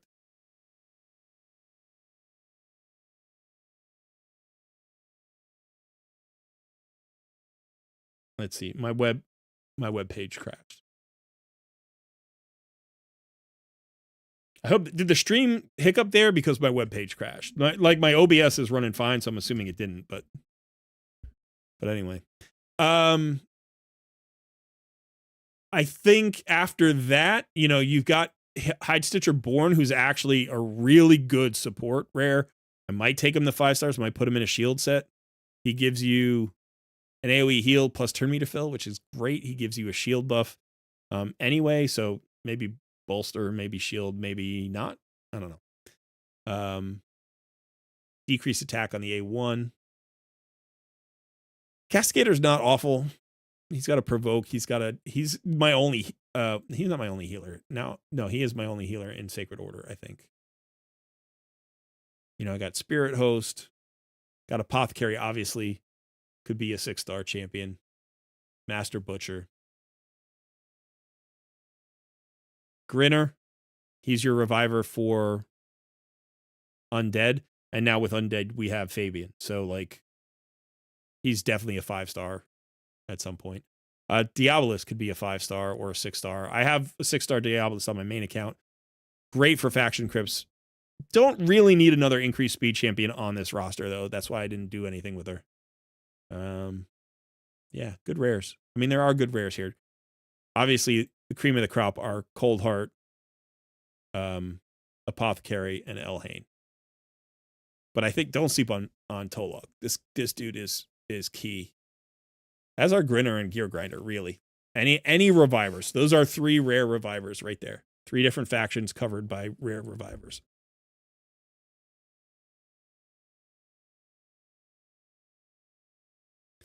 What else? Any other questions? Any questions? Am I missing anything? Have I not covered something? Chimera and Hydra. Hydra needs to be done soon. So, let's see. The team I run here.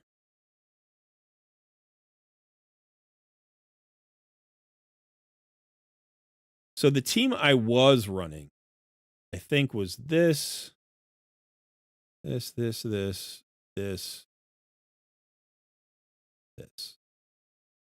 sure this is the team I ran. Actually, no. That's not the team I ran.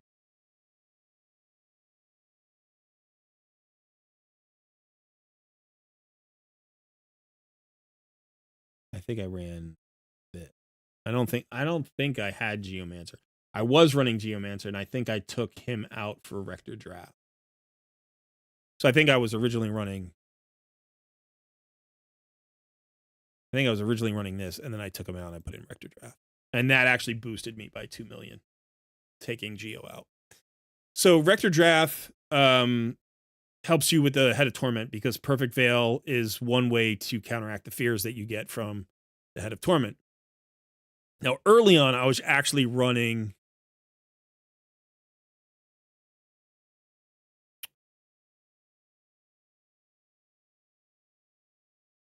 this because Master Butcher's my best Provoke champion.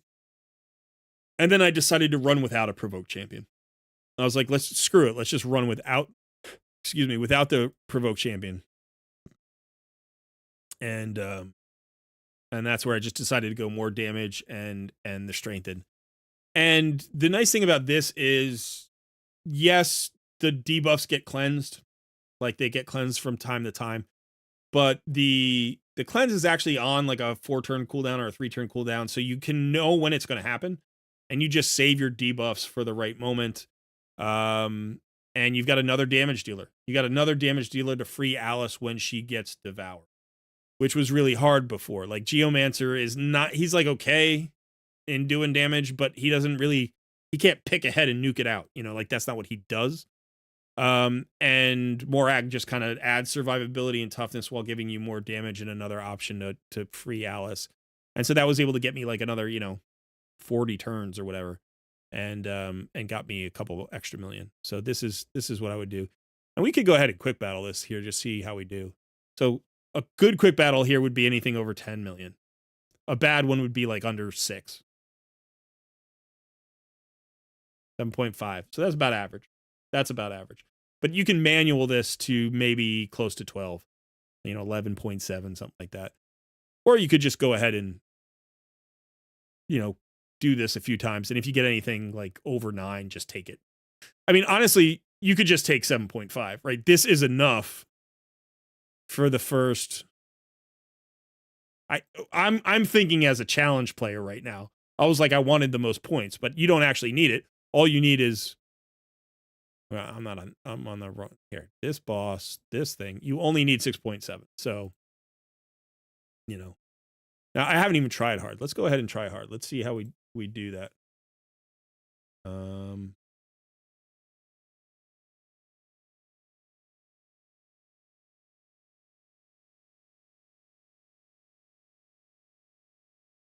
Let's try a quick battle here. Oh, I don't have a quick battle. I can't do quick battle here because I haven't cleared it. Okay, so never mind. Never mind. We'll go back here and we'll quick battle it. I have tried Grawl before. It's not better.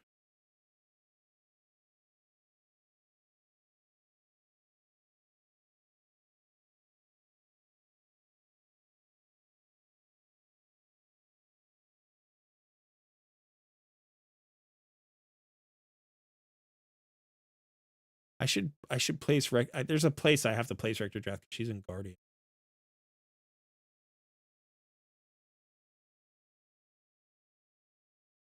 Who am I missing? Whoops. That was off. That's the same team, right?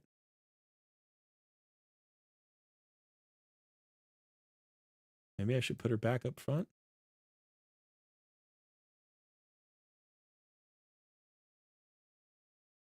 That was better. That was weird. Oh, we'll go for the last one. I should have taken the 7, whatever. There it is. Keep result. All right. So that's the Mithrala top chest there. That's what you want. And then if you want to fight hard, you can shoot for the 5 million here if you can get it. Chimera, I did pretty well. On normal, I had like a 30 million full auto key. And here, I guess this is the team. So this will do somewhere between like 25 and 30 million. I don't know. I don't know if there's a better team.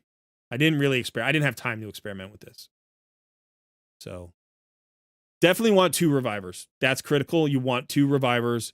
And I think you can just go with damage dealers who bring good buffs, you know, like, or debuffs or whatever. So you could certainly swap out any of these champions. Like, I don't think you want to swap Alice because of the Brimstone.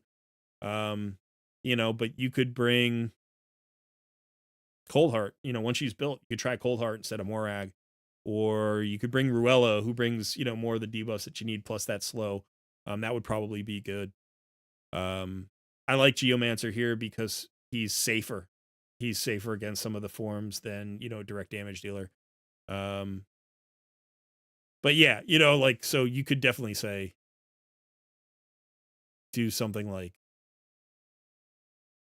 you know, like try that. That could probably do more damage once these 2 are built.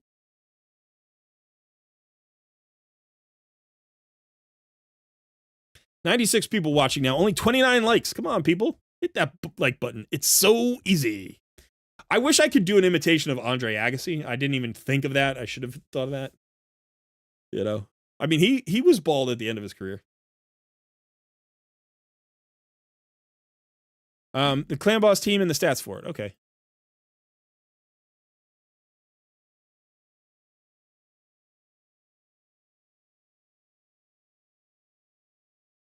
I don't want to wait 46 minutes. I think I can do it out of a dungeon. I think dungeon and Clan Boss overlap, right? Yeah. All right, so this is the Clan Boss team. And these are the stats. So all the speeds are decent except for Morag, who's 194, which is still okay. But you can see Alice is 208, Ugo's 239. I just sped up Ugo, by the way. She was slower than Tagore originally. It's not a big deal. It's not a big difference. It's just that in Arena, I wanted her a little bit faster. Yeah. You can see here, decent defense, low crit damage. Alice has pretty good crit damage. I actually rebuilt her to make sure she had good crit damage. 272 is very nice. You need the accuracy on Geomancer. Accuracy on Alice isn't bad because of the A1. She can remove the boss's increased attack. And you turn off all of her other skills because you want her to triple hit. Right? She's got Giant Slayer. You want her to triple hit. When the boss has used his skills and one's on cooldown, she triple hits. So you're always going to remove, or most of the time, you're going to remove that increased attack, which extends the life of your team. This team could definitely use a decreased attack champion. That would be great. That'd be great. But I only have 2, and neither one of them's really, really reliable as a decreased attack champion. However, Rector Drath could come in here. You could put Rector Drath in here, and she would give the team a lot of sturdiness, more than, say, Ugo would, right? The downside is then you lose Ugo's mini cleanse. The problem with the mini cleanse is it's not speed tune. So it doesn't always clean the stun. Like it usually just cleans nothing or poisons or whatever, or a slow maybe. And it's a little bit of a heal. So you could definitely pull Ugo out of this team. Yes, you lose the decreased defense. Decreased defense isn't critical against clan boss. It's like nice, but it's not critical. You have the weaken. You're still going to have the weaken from Geomancer. That's the much more important damage buff. So, it's okay.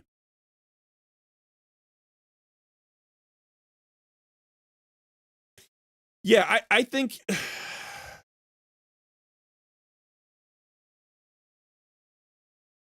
I think the champions right now that you can't remove are Tagore and Geomancer. Everybody else can be removed and replaced. Alice is tough to replace because she's got the Brimstone, but there are champions who will just straight up do more damage to the boss than Alice, even with Alice and Brimstone. Plus, if you get another Brimstone champion who's a more natural damage dealer against the boss, then you can replace Alice. I can't replace her because of the crit damage. Like, she just hits hard. When I run this, squad, Alice does more damage than Geomancer. It's not a lot more. She does like 5 million and he does 4 million or something like that, whatever it happens to be. Actually, it's more than that. It's like 9 and 6 or something. I don't know. It's more than that. But so Morag can be taken out, Ugo can be taken out. But I don't think, Tagore or Geo can be taken out. Now, if you were going to say, let's say you got the new fusion. He's got a weaken, AoE weaken. He's got a no, I wasn't thinking about him. I was thinking about the epic. If you got the fusion epic, right? He's going to bring heal. He's going to bring a lot of heal. Potentially, he could replace Tagore. He also brings you a buff removal, and he brings you a cleanse. So he would easily replace Ugo. He could replace Tagore, and now you've got another spot for somebody else who might speed up the team the way Tagore is. So now you could bring in somebody who's got turn meter fill, and you could bring in High Tune. You could bring in somebody who, brings more debuffs, whatever. Like, that might work. There'd be some fancy. You can bring in Dawncaller Sabbatha. Now you get an increased attack for Alice. You get an increased defense for everybody. You pair that with Morag. Right, so now instead of Ugo and Tagore, you have the new fusion epic and Dawncaller Sabbatha. That might be an upgrade. I don't know. Because you're going slower because you don't have increased speed, but it might not matter if you last longer, it's a weird team. It's a weird team because Geomancer benefits from being hit, and so you want to extend the life of the team. Most teams benefit from increased speed, but Geo doesn't.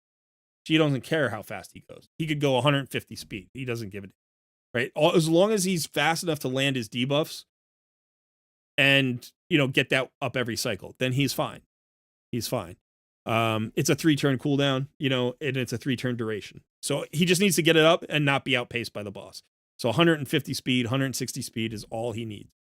But everybody else does better when they go faster. So you could slow down, just build a team that goes longer, and Geo will do more damage. Or you could get rid of Geo, potentially bring in a different clan boss damage dealer, go really fast, and get a lot of attacks in,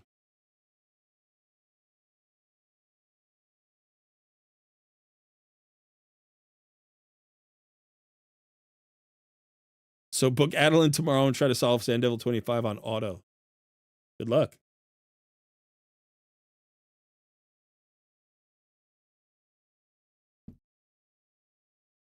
Yeah, that's true. If so,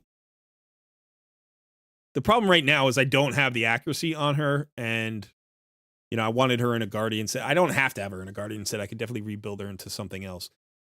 But so her decrease attack is 50% chance when booked. Obviously, it's affinity, so spirit affinity is not going to work so well. But if you're on a 2-to-1, she will have 2 chances to apply this per cycle. The problem, of course, is whenever you apply it, it's up for 2 turns, not 3. You can potentially extend that 30% of the time with the mastery, right? Try to extend your debuffs with Master Hexer. But it's tricky with her because you go down the healing route, not the accuracy route. So getting over here, you could do, I could get rid of this, increase speed for each downed ally, but that's kind of key for her revival. So it's like, yeah, I debated it. Do I want to go over here? Now, you could also ignore lasting gifts and you could do sniper. It's like, but lasting gifts is really nice for her everything, like for her increase, for her continuous heals and her veil, because you can extend veils. So this is what I chose to do, But yeah, she'd work better in a 2-to-1. Of course she would. I also didn't think of her as a clan boss champion. You can see I went down the defense tree. Like, I did not go down offense tree. I went down offense here, offense here, offense here, offense here, obviously. I think defense here, offense, and offense. Yeah. So that's another consideration. Now, all of the free rerolls are available for both blessings and masteries. I'm pretty sure. I don't think I rerolled anybody. So the eventual owner will be able to change any of that stuff that they want. And I built most of those champions with the idea that they would be changed down the line because none of them are really in their final form, right? This is like patchwork. That's the fun thing about free to play at this point. You're just doing what works. You don't care about the meta. You're like, I've got horrible 4-star gear and I got a patchwork stuff together. Did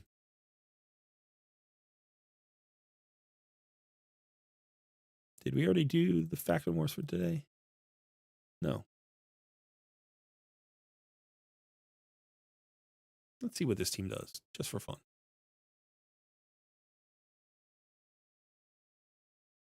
Got 100 viewers going on. All right. I like it. We did for a second. Now we're back down.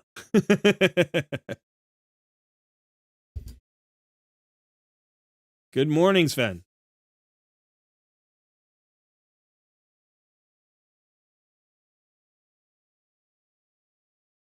Am I using lifesteal on the clan boss team? Not currently. The only main champion, the only 60 I've built in lifesteal is Athel. Oh boy, Uncle Dan. That's a 3-gift night from Uncle Dan. Very generous of you, my friend. So he gave a nice big tip, and then this is a second batch of 20 memberships. The horde grows. The horde grows. That's fun. Thank you, sir. With the big 20 membership gift. Very nice. Congrats, Matt Davis. 7 straight wins is nice. Yeah, so the only champion in lifesteal gear is Athel. I have somebody in a Bloodthirst set, but I think it's his name Ethlin? It's the Void Epic Elf. Who's kind of got a mask. I forget his name, but I got him early on, and I thought about making him my arena nuker because he's actually kind of interesting, and I've always wanted to try him. But I just never pulled the trigger for whatever reason. And now I've got Genbo, so so Genbo's going to be the arena nuker. Although weirdly, probably Alice will still be the arena nuker. So the team will eventually be like, it'll be Genbo,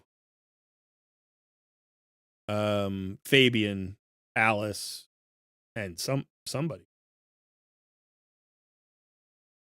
Maybe Wukong, and it's like no turn meter fill, whatever.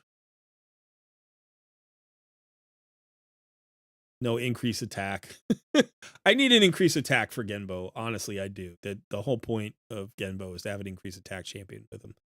So I'll need to find somebody that can do that. Even if it's like, Ilfrig or you know, old Hermit Jorg or somebody. Like it, I've got to find somebody. I've got to find somebody that gives me a good increase attack. Right now, it's Sabbatha, and she doesn't have a turn meter fill, you know, and I need somebody that has a turn meter. Kryden has a turn meter fill, but he doesn't have an increased attack. You know, I've got people with increased speeds, but no turn meter fill.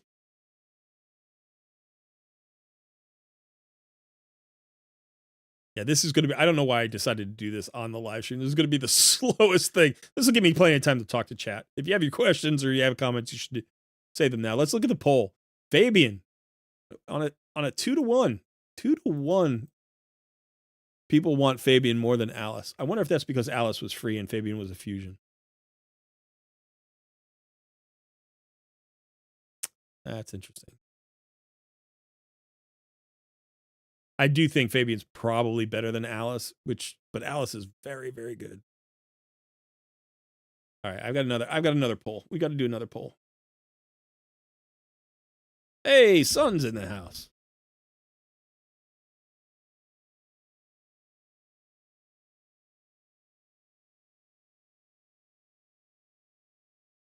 Magic. That's exactly what I did. You take any decent rare and level them up to 40 and you clear a few stages and then you turn that into a 5-star chicken. Unless it's a rare you act like not a decent rare, but a good rare that you want to hold on to, like a reviver, you know, or a cleanser maybe. There aren't that many cleansing rares, but you get the idea. Or you take an epic, they're naturally 40, you level them up to 40 and you just hold on to them. You don't turn them into a chicken. You just level them up to 40, you slap some gear on them. And by the time you have 5 of those, you've got a team that can clear to like stage 16, you know, or at least 13. And that's huge. That's huge. And then finally you find an epic or a legendary you want a 6-star in that faction that takes you another 3 stages. You know, it's like, that's how you do this. But you can get 13 in every stage 13. You can get to stage 13 in every faction without a 5-star champion. With just 4-star champions in every faction, you can get to stage 13. It's possible. Depends on how you gear and what kind of comp you put together. But you literally don't need a 50 to get to stage 13. I prefer to get a 50 or a 60. That helps so much. It speeds things up. It's less of a headache. You don't have to manual as much. There's all sorts of benefits to having at least one hard carry on each team. But like my barbarian team got to like stage, I don't know, 16 or something, something ridiculous. Stage 15 or 16, maybe even 17. Only 4-star champions. Not a single 5-star champion. And I got to, you know, mid-teens. So you can do it. You can do it. And that's the way to do it. And like I said, you could do it temporarily and then turn those champions into chickens and just hope by the next rotation you have another replacement. Or, you know, one of the things that I would do is like I would build a squad. I would invest in a squad to get past the first boss at stage 7. Because stage 8 could be farmed with a weaker team. So 3 of those 5 champions would be turned into chickens, and the 2 remaining 40s that I had that are decent that I didn't want to turn into chickens would be able to farm stage 8 by themselves because stage 8 is so much easier than stage 7. And now I'm getting epic materials, you know, instead of rare materials. That's huge. I'm not getting a lot of epic materials, but I'm getting some.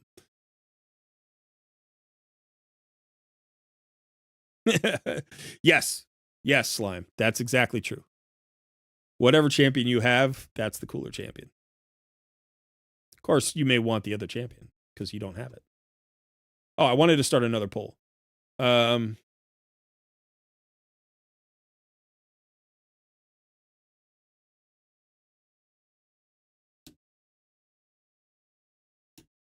Oops.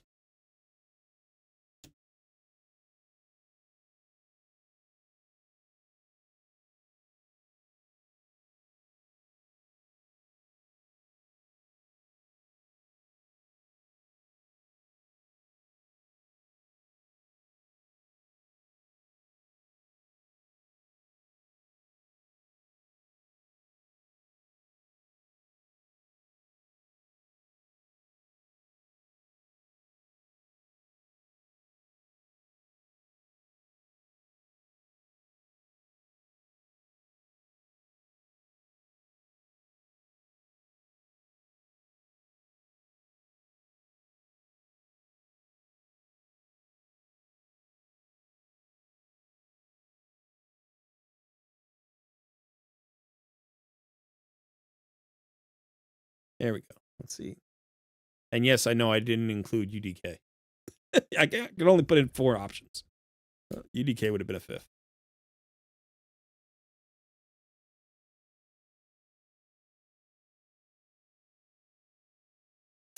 Hard mode Doom Tower waves are actually, in some cases, harder than the bosses. Yeah, they are. And it's significant. It's like serious. There are, some stages with like multiple Siffies and Rotoses. There's a bunch of stages with more to Macabre or Foley or both. Those can be really hard. There are a couple of stages that are extremely fast and just cause problems. So yeah, you have to find solutions for individual floors. Once you get up above 100, really once you get above 90, there's a few floors where you're like, oh wow, these are harder than the bosses.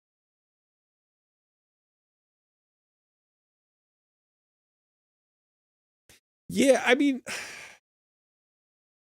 all the bosses from floor 90 up are legit. Like, they're all legit. You need a real solution. You need some real gear or real stats. But there are bosses that are significantly harder than other bosses. You know what I mean? And that's just true because there are more solutions available for certain bosses. Magma Dragon, you can solve just with stats. You don't need any significant skill. Like, you want to bring a Provoke. Yeah, Provoke is nice. You don't need it. It's like, oh, well, you need you don't need it. You don't need anything. Like, you can literally just burn the boss down. You just bring in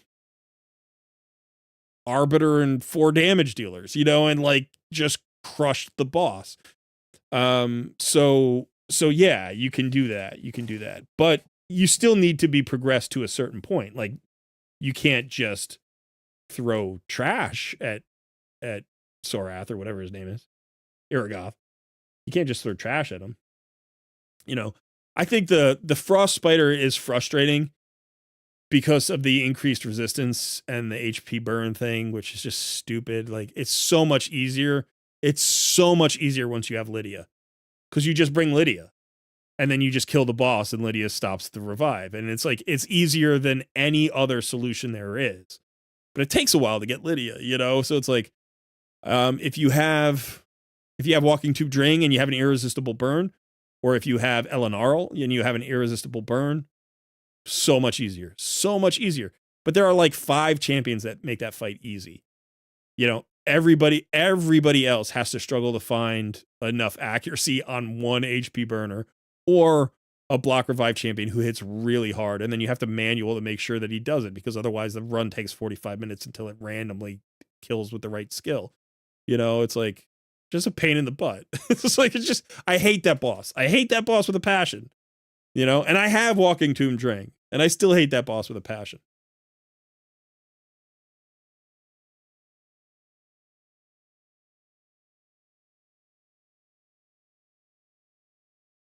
All right. So look, we're 11 and a half minutes in here. Yeah. And this is literally just, it's just 2 level 60 revivers, both in regeneration, right? And then 3 other champions. And we're going to clear, we're going to 3-star all the way up to like stage 18, 19, 20 with this. I mean, imagine, like, if I had a 6-star Whisper with this team, we'd be done, and I do have a Whisper, but she doesn't have any gear on yet, I don't. So. Claude, all right.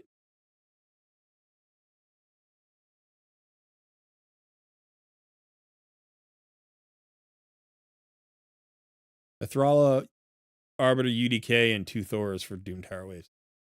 I mess around with my Doom Tower Waves. I like the ally attack. I'll bring Lady Mikage, Cardiel, and then like 3 AoE A1 champions. Like, and it's different ones. Sometimes it's Skullcrown. Sometimes it's Ray. Sometimes it's Eric's. Sometimes it's Athorian now because I have him.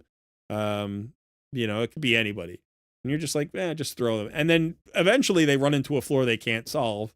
And then I just look at the floor and I usually bring in like a Mithrala or I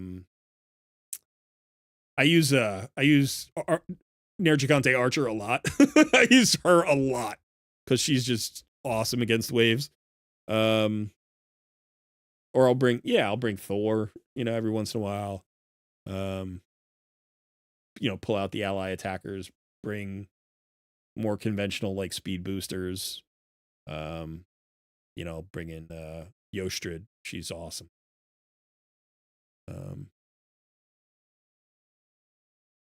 Sometimes you need control though. Sometimes you got to go like Nergigante Archer and Mithrala and Yakarl or something. Like just lock them down. Or sometimes you need somebody who is a block revive. You bring Lydia, because you need that block revive.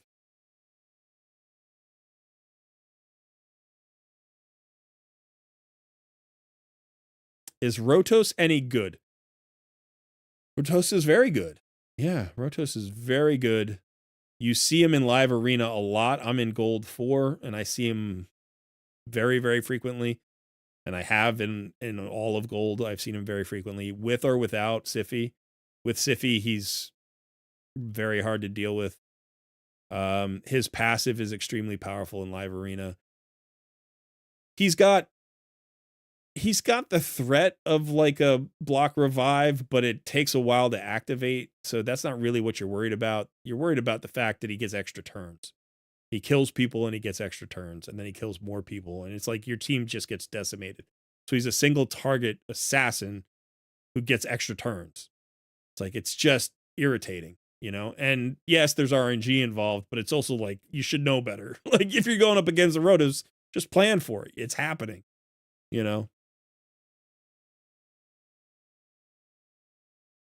So my main account Hydra teams are better. So out of the 3 that I build with Nub from Nubraids, Nubkex, whatever, I was like, what do you like me to call it? And he's like, whatever. You can call me whatever you want. He's a very laid back guy. So I call him Nubs, I guess. But out of the 3 teams that I built with Nubs, I completely redid my Nightmare team because it didn't work at all.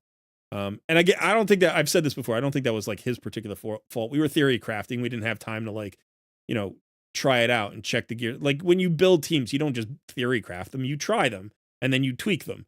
And so I did that after he left, right? And it turned out that the Nightmare team really needed to be revamped. So I changed like 3 out of the 6 champions. The other 2 teams I basically run as is. I think I've made one substitution on the Brutal team, and I think I left the hard team as is.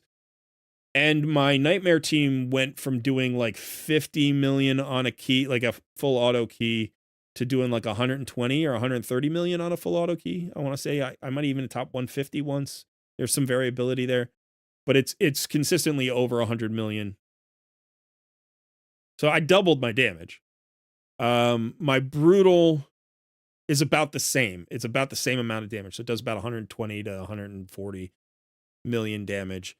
And I think that's up from about 100. So that went up about, 20 to 30, 40%, something like that. And then my hard team actually is not quite there yet. I haven't really tweaked it all the way. So I think it's pulling down like 80 to 100 million. And before, my hard team was doing more, but I wasn't consistently doing the Nightmare team. Like it was like I was using a stronger team than I needed to on hard, So this is really my 3rd string team, and before I was using my 2nd string team on hard most of the time. And I was using my 1st string team on Brutal, and I was just skipping Nightmare because I wasn't getting the Nightmare result that I wanted. So my overall Clash score, I think now is somewhere around 700 to 800 million, all full auto keys or quick battles. Whereas before, like after after the Hydra changes, I was pulling down around 4 to 500,000. So I've picked up, I've almost doubled. I've almost doubled, not quite. Maybe 35, 45%, somewhere in there. I mean, different keys are different times, different rotations are different, and there's RNG involved. But significant improvement. I feel much better about where I am.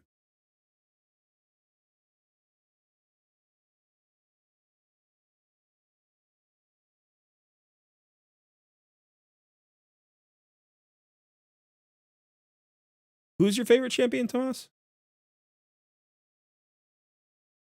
Oh, Rotos. Rotos, yeah.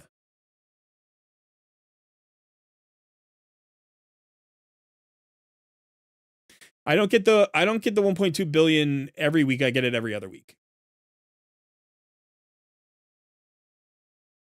I get it like 3 out of 4. No, I get it like 3 out of 5 weeks or something like that.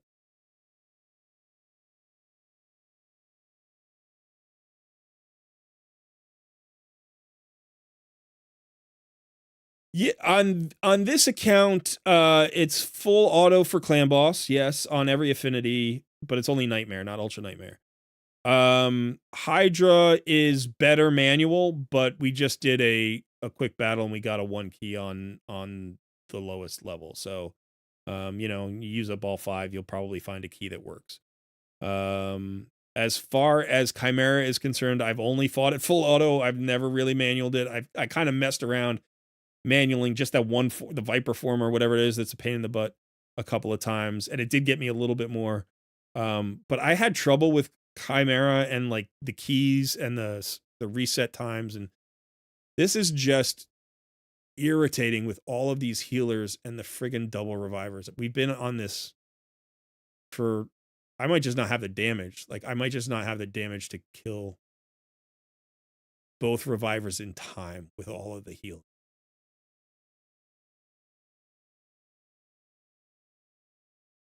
This is really irritating.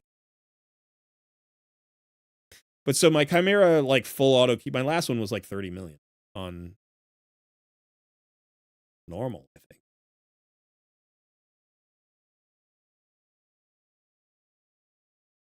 Kill.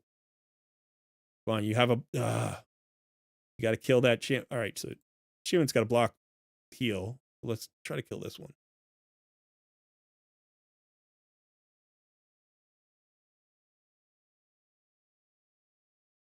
All right, now that other one doesn't have a block heal on it anymore. We got to kill it off. It's so irritating.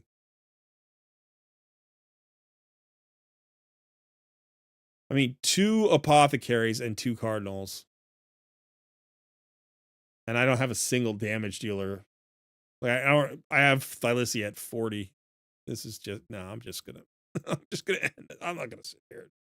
I'm handing this account off in like 20 minutes. But I do think you could clear that. Get that Whisper built, and I think you could clear that. So, yeah. There is some good gear waiting. The thing about the gear was interesting. Like, I wasn't quite getting the gear that went together, but there are good pieces of gear. There are some very good pieces of gear. There's some decent speed gear, definitely.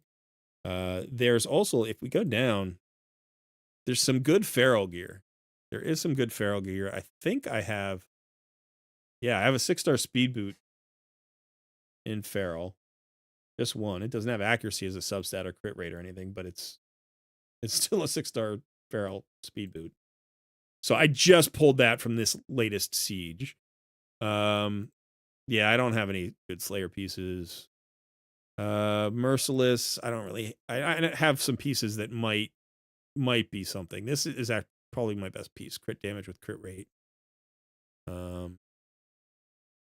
Here's speed and crit rate on this weapon. But I've pulled some decent impulse and some decent zeal pieces. There are actually several good pieces in here. There are some ones that I've just kept in case people want to reforge. But there are some pieces that might turn into something here. And I think there are a couple of pieces that are equipped on champions as well. So if you go through the equipped, there's like more. You know, I got a 5-star speed boot here with the double roll and accuracy, which is really nice. I got a defense percentage gauntlet here with a double speed roll, which is really nice.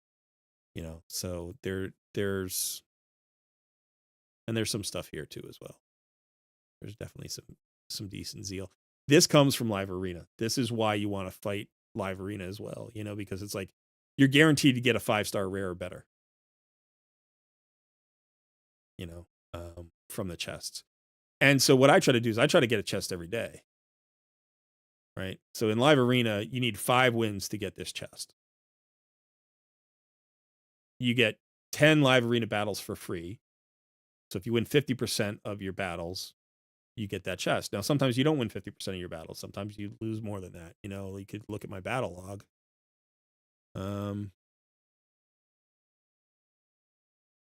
No, there's a different place where I can see here. I can see my percentages. My win rate's exactly 50%. You know, 529 battles. You know, in 84 days, right? So that's less than 10 a day. I mean, granted, it took me 25 days to unlock it. Do you know what I mean? So in the 50 or so days that probably remained, I've done about 10 a day. There are some days I've bought the extra 5 for 15, you know, for 15 gems, you can buy another refill. There are days I've done that because I didn't get my chest in the 10 battles that I got for free. And then what I tried to do most days, if I could, is play all 5 of the extra battles. So even if I was 1 short and I won it on the next battle, I played the 4 remaining battles, because even 1 additional win would not only help me move up the you know, the reward track, but it would get me closer to this chest where you get a lot more stuff, including, you know, the primal quartz. And if you look here, like I've got 6 primal shards. Most of those, probably 4 of those, have come from Live Arena. I think we just got 1 as a login reward or something, didn't we? Not a login reward. We just got 1 for free for something.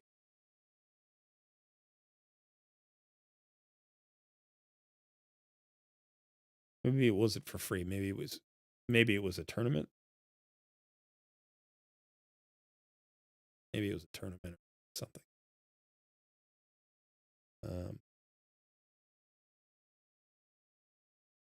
No, that was a while ago, Paris. I got 1 like yesterday or today, and I'm trying to remember where it came from.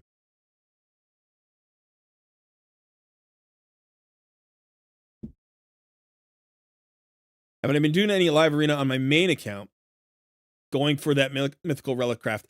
I have been doing Live Arena on my main account, not as assiduously as I was before the challenge started. I was making a little bit of a push there. I have gotten my Quintus, which was actually my goal. I just wanted my Quintus. I was going to stop. And then I've decided I'm going to keep doing, because, you know, with the seasons and all that stuff, like you get the relic materials and the crafting materials. And then like there are extra rewards and it's fun. I actually like Live Arena. It's frustrating, but it's fun. Do you know what I mean? Like there are bad sides to it. I hate certain things about Live Arena. I really do. There are things that could be fixed. And I think, you know, like I've gotten over the fact that Stone Skin exists to an extent. Like it's been in the game for years now. It's been a problem since its inception. Same thing with Polymorph. Like these things exist. They're never going away. But Plarium has slowly worked the game towards a place where there are enough solutions to Stone Skin. There are enough solutions to Polymorph that it's like, it's just a rock, paper. It's a really big game of rock, paper, scissors. You know, it's like rock, paper, scissors, shotgun, you know, like it's all of the things now. And you just have to be, nimble. I'm never going to have the roster that my opponents have. You know, I come up against level 60, 70 accounts that are huge spenders who have, you know, 5 mythicals on their team. And I'm like, I'm trying to beat them with, you know, the free champions that I've gotten. But that's part of the fun of the challenge. So yeah. Stats over sets. Don't get me started. Colred, do you use Thor on your Nightmare team? He's OP for Nightmare. I use Thor I do not use them on my Nightmare team. I think I use them on my hard mode. I'm not even sure I use them anymore. Now that I'm thinking about it, I'll have to go look. Because I pulled a Thorian and then I pulled a 6-star soul for a Thorian. So he is my main damage dealer on Nightmare. Yeah. I don't know. I don't know where I use Thor right now.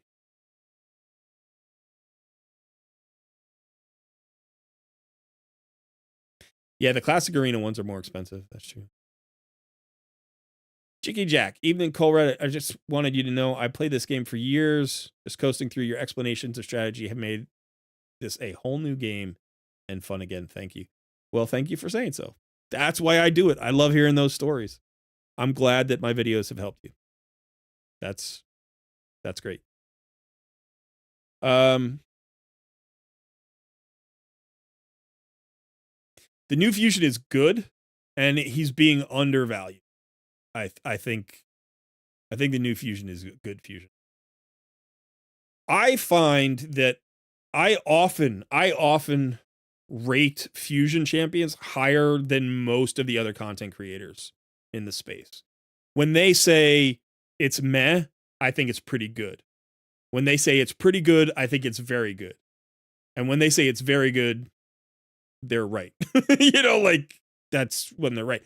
But it's like if I look at this champion. All right, first of all, stat-wise, solid. There are no real complaints here from a stat perspective. A little bit shy on the HP, but not bad. Not bad, right? Really nice defense. Not god tier, but really nice defense. Good speed. Totally good speed for a defensive-based damage dealer. This is a faster damage dealer than a lot of damage dealers. There's been speed creep in the last year or year and a half. But this is still a very respectable 103. A lot of synergy in the kit, increased defense in all battles, right? We've got a double hitter, hex, increased crit damage. This is a little bit of an interesting A1. You don't see this very much. I kind of like it. It's not OP, but it's nice. A2, double hitter. This must hit harder than the A1. It's got an increase, special increase, a special passive for Hydra specifically, which makes me think this is a champion that's primary purpose is to kill individual Hydra heads. Like that's the goal. Kill this head, right? My ally is trapped by this head. I'm killing it. That's what this guy does with this A2. Has a 20% chance of repeating the attack, which makes you think about like, well, if I get him into Merciless and I get the extra turn on the Merciless, or if I get him into Relentless and I get the extra turn on the Relentless, you get extra chances to proc the extra chances. You don't have to go that route, but it's kind of cool to think that you could. The A3 is an AoE that has a 100% chance on each hit to decrease speed and weaken, which gives you some insulation against weak hitting, right? So on a single hit, you have a 30% chance to weak hit if you're weak affinity. On a double hit like this, you have a 9% chance of weak hitting both. So you're going to have a 91% success rate with this skill versus a 70% success rate with a single hitting skill. Pretty solid. Decrease speed and weaken, yes please. Need both of those, right? Defensive based champion who's going to hit harder the tankier they are. We'll ignore life barrier and ally protection, which is really solid. It's a really nice little thing to ignore life barrier there, which means you can land these debuffs. But here's the thing that's kind of interesting to me, and I'm not sure if this is going to be true. If you put them in a provoke set or a curse set, will the set ignore life barrier?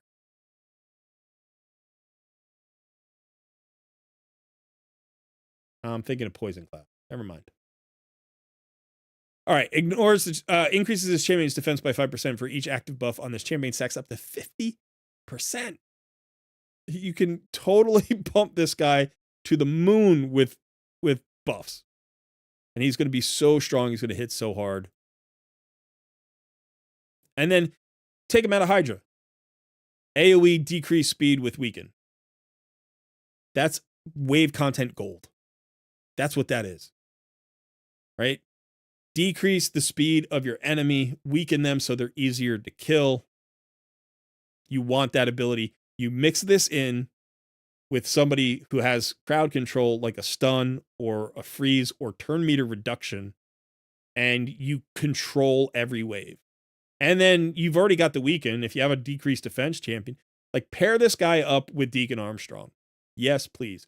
Pair this guy up with, I was saying Cryodan before. Pair him up with Cryodan. Pair him up with Neldor. Pair him up with Hoskarul. Pair him up with Allure. Pair him up with Sylar. Pair him up with, it's like, I'm not even talking about legendaries. I'm just talking about good epics that have, like wave control. You got the AoE decrease speed. You got the AoE weaken.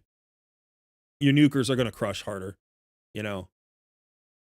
Yeah, I like this champion. I think he's a great progression champion. If this is your first fusion, awesome. If he's your 10th fusion, awesome.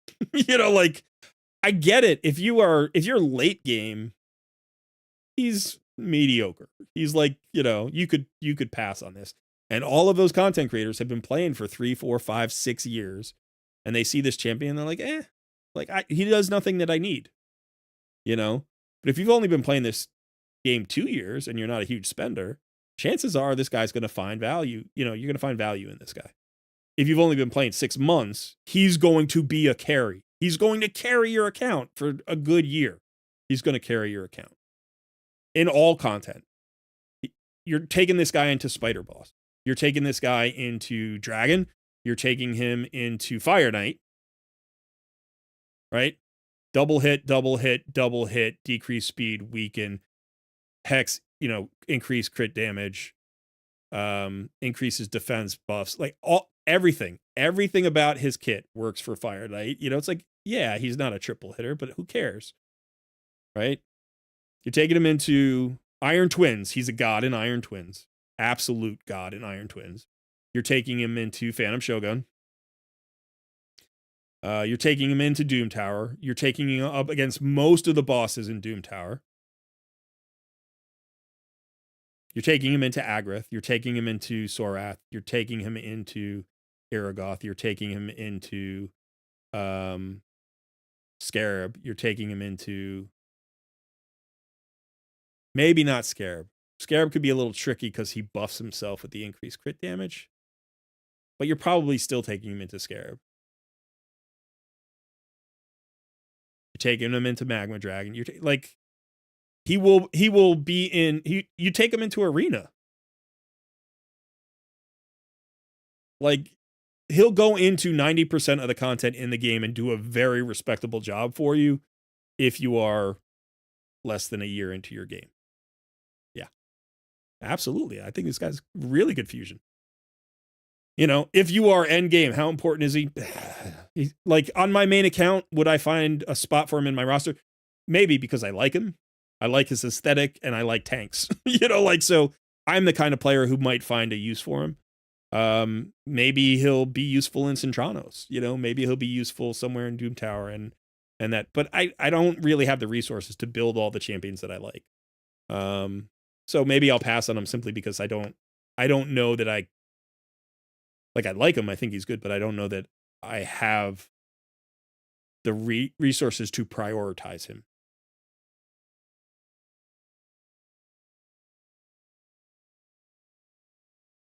Yeah, Matt Davis, that's fine. I mean, if you want to skip a fusion and then you skip the soul for that fusion so you don't have to worry about the Titan event after, you get a month off.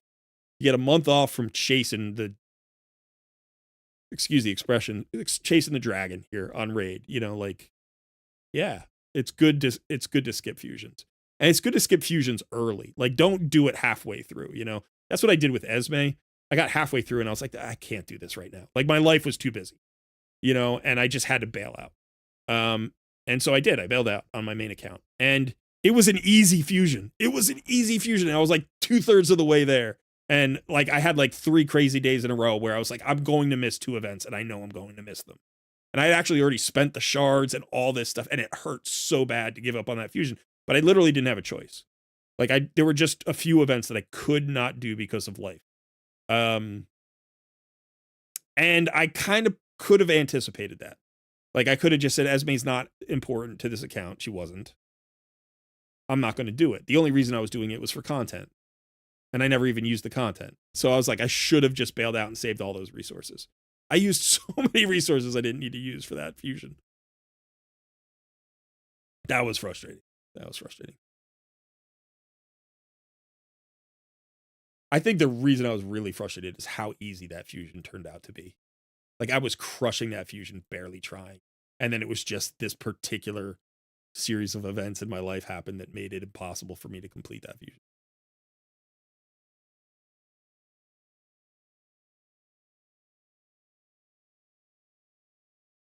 I do agree, Adam. I think anytime there's a really good fusion, especially if it's a hard fusion, the next fusion is always kind of depressed a bit, right? Like the community response is fatigue.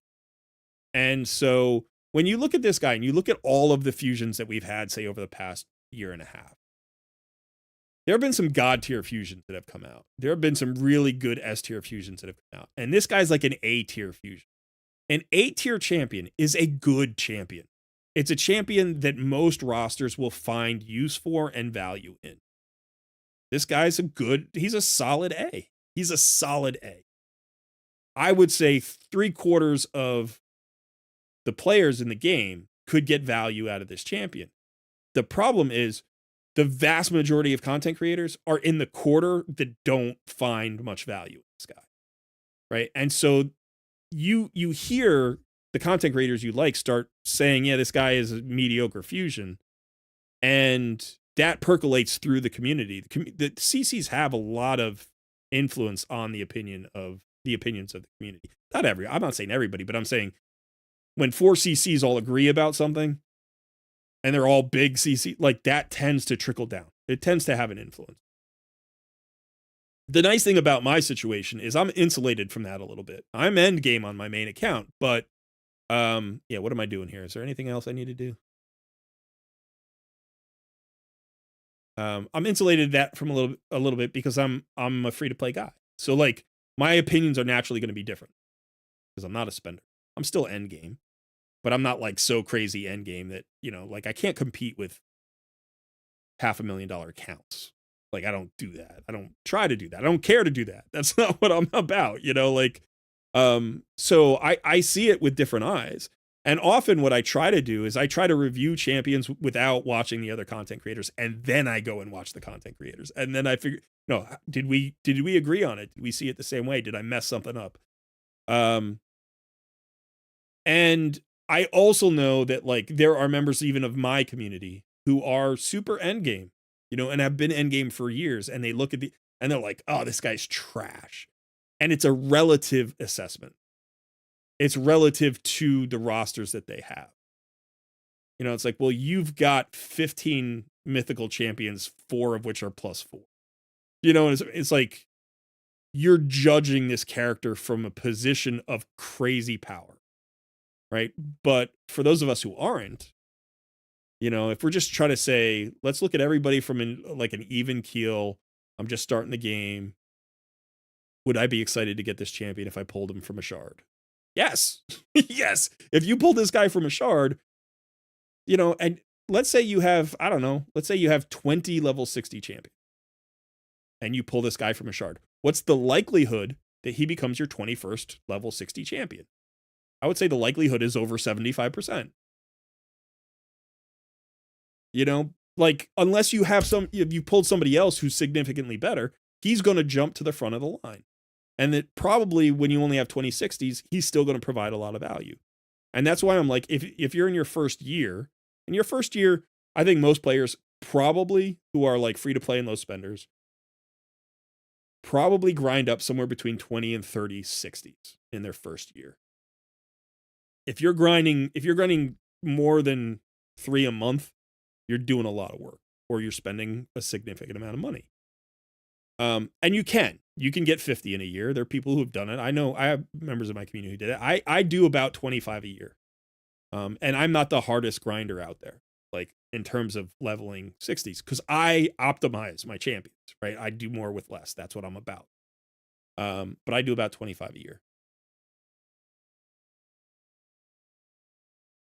So in year 2, if I pulled this guy, would I have been excited?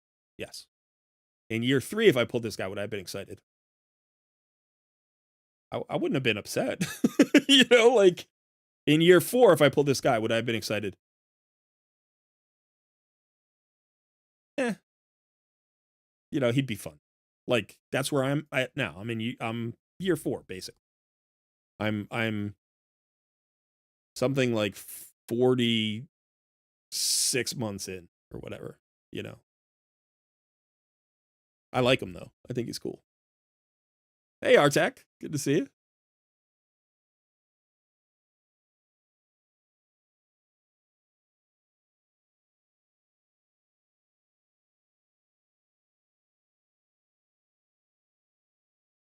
Every CC is going to go for him anyway. Yeah, probably.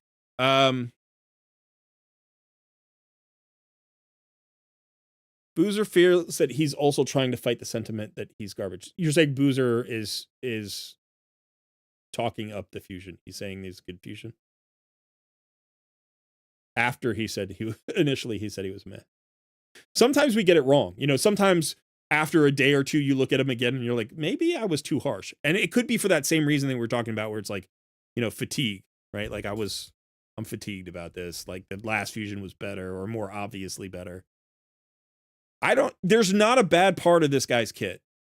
That's the thing that, like, often when I think about bad champions, like, or champions that are subpar, I won't even say bad champions, but champions that are average or below, there's something about their kit that doesn't work. Right? So, you know, you look at a champion and you're like, there's a lack of synergy or dyssynergy here, or like there's no power skill.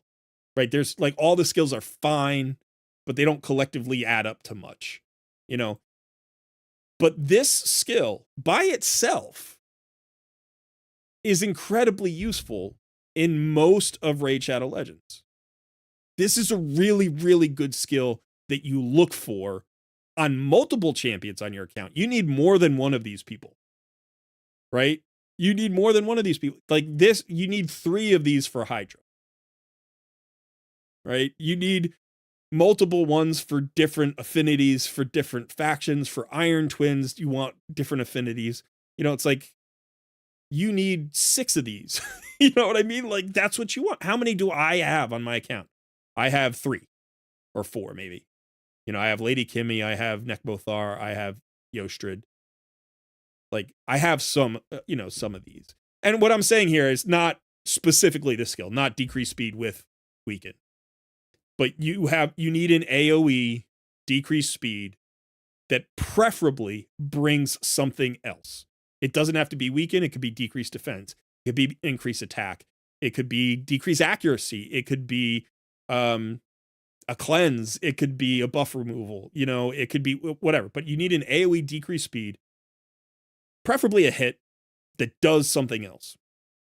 You know, so I'm like, okay, let's look at some of my champions. You know, I'm like, you know, we're talking about Yostrid, right? So she has the decreased speed with the weaken, same skill.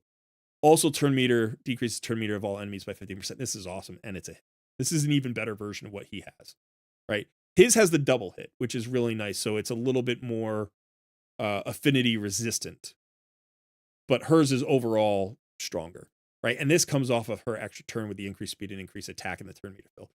She's better at this particular part of the job, right? But you need 6 of these, and she's 1. You know, you can't unless you have 6 Yostrids. You need more of them. You know, it's like, okay, I've got Lady Kimmy. Where is she? There she is. So decrease accuracy with decreased speed. Also decreases each target's turn meter by 15%. That's lovely, right? It's not just a decreased speed.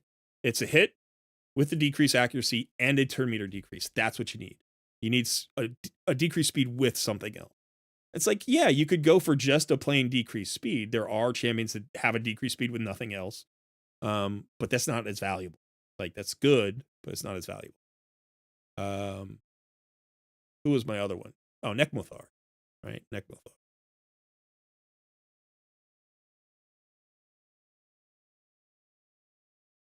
Decrease speed AoE with a leech. This is on the weak side. He's great, by the way. He's great. But really, the reason that it works is because of the extra turn. So he does the same thing Yostra does, right? Increased speed buff, fills turn meter. This is a 30% turn meter fill, which is huge compared to her 15. But she gives the increased attack. That's the trade-off, right?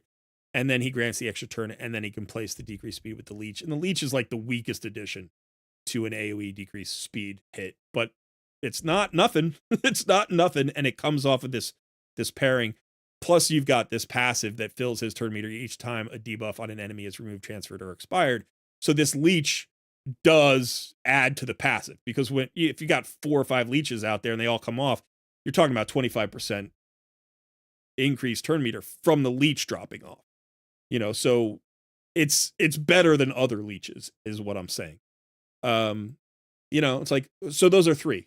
Well, now I've got a 4th. That's awesome. And what affinity is he? Because both, so now I've got one of each affinity. But now I can, where is this guy? Is he spirit affinity? I think he's spirit affinity, so that's like Necmo, right? Necmo spirit, he's spirit. Necmo's an attack based champion. He's a support. This is a defense based damage dealer. Now I'm bringing a damage dealer who's going to hit hard. He's got the decreased speed, got the weaken. He could place the weaken before the hit. He's going to hit even harder. Plus, he's buffing himself, with the increased defense for all the buffs that are on him. We're going to load him up with buffs. He's going to hit super hard. He's got this ability that stacks up every time. It's like, yeah, he's a self-ramping, defensive-based damage dealer who happens to also bring a decreased speed and weaken. How are people saying this is a trash champion? There's nothing bad in this guy's kit. It's beautiful synergy. It all works together. His A1 and A2 are slightly underwhelming unless the multipliers are really, really strong, right? Outside of Hydra, they're slightly underwhelming, but they're not bad. There's nothing bad about them. And the A3 is awesome, and the passive is nice, and it all works together. Yeah, he's an A-tier champion. He's clearly an A-tier champion.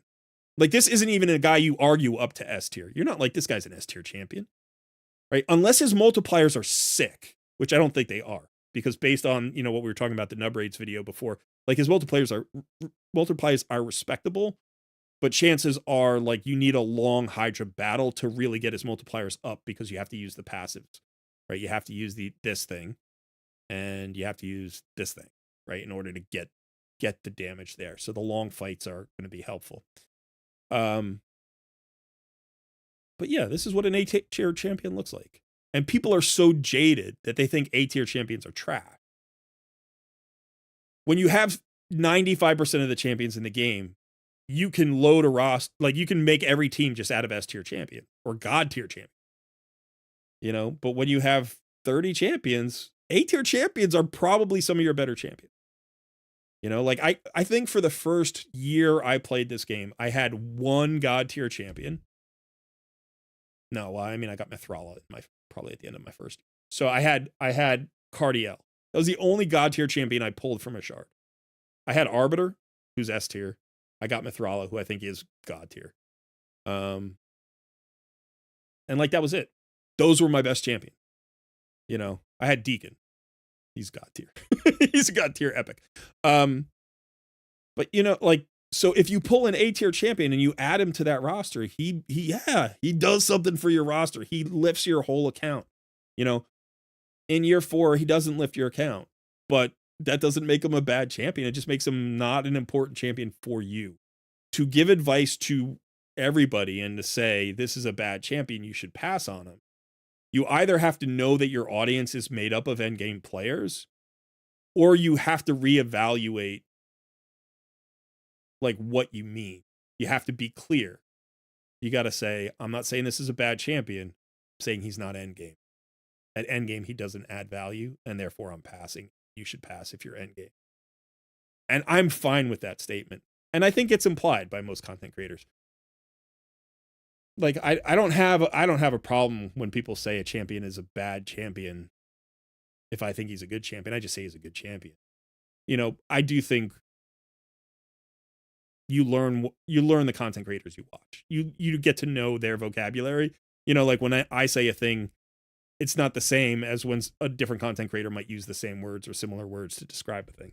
You know, you get to know me and what I mean when I say things. That's fine. That's fine. That's fine. I find that the content creator I disagree with the most frequently, actually two of the big guys I disagree with, Hell Hades, and I disagree with Nub frequently at first blush. Like my first impression and their first impression are almost always different. And then 2 weeks later, we're closer together.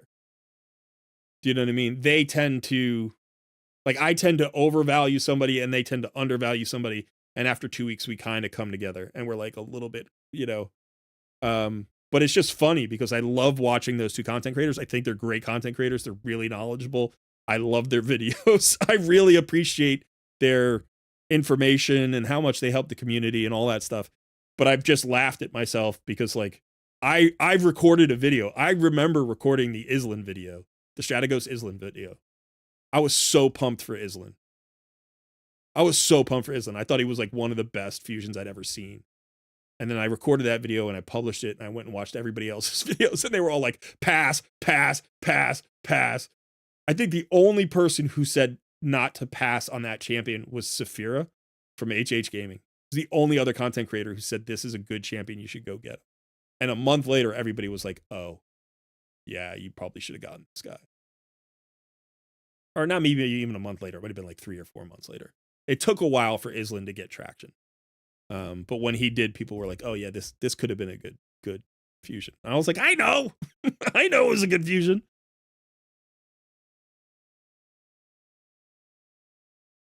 We could do that. We do a poll on that. Ninja's got 52% of the vote. Wukong 21%. Alice only 8.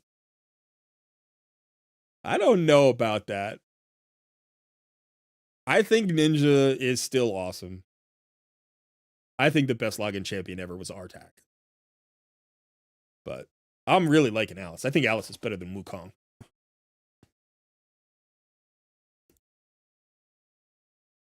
I know that's blasphemy for Sun, but I'm really high on Alice. I think Alice is fantastic. Yeah.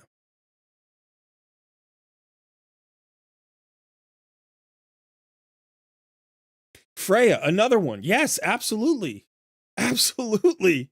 Freya's fantastic. And I knew it from the get-go. And I was so pissed when they pulled that crap, when Plarium pulled that crap with her free event. Man, it made me mad. Wixwell was underrated as well. Yeah. Yeah. I don't remember Yoshud being underrated. Maybe though. She's phenomenal. She's a great champion.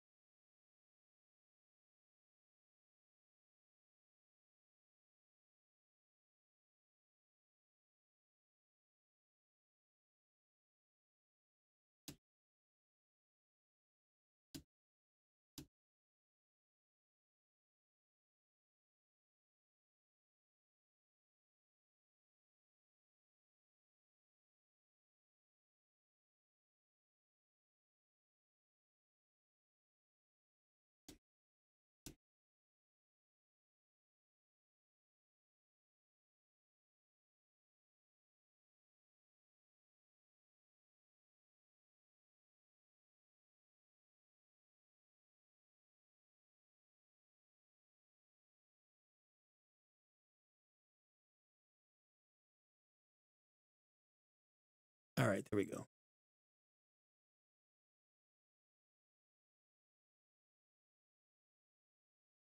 Grant Hicks, that is totally reasonable. I will never say that a player should not skip a fusion if they feel burned out, if they're worried about their resources, if they want to save for something down the line, or if their roster is built in such a way that the specific champion just doesn't add a lot of value. Like, let's imagine you had 4 legendaries on your account and you had Nekmothar and Yostrid. You'd be like, well, this guy, I don't need him as much. I don't need that skill. or maybe like you had, let's even change it up a little bit. Like, let's say you had, like Harima, right? Like, let's say you had Harima and Yostrid. Like, all right, well, now you've got maybe the best version of what he brings, like in both directions. Like, you've got a better defensive base damage dealer who brings that provoke, right? Who's got the ignore defense mitigation passive, who's, a better affinity. And you've got the support who does his best skill better than he does. You're like, okay, so now I don't need him. It's not that he would be bad to add to my roster, but I'm skipping because I want to save resources for a champion that's going to add more to my roster. Awesome. That's a good decision. But that's not a judgment about how good the champion is. That's a judgment about how much value you would specifically get out of adding him to your roster. And I don't I don't know that it bothers me, but I try to push back. I try to clarify that those are two distinct ideas. We conflate like specific value with quality, and those are two different ideas, right? Like, he's a quality champion. Whether or not he has specific value for you is dependent upon a lot of other factors, but he's a quality champion.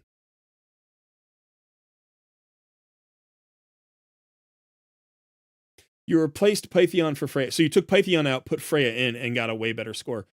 That's especially true if you don't have a team that dies, right? Like what Pythion is giving you there is the revive.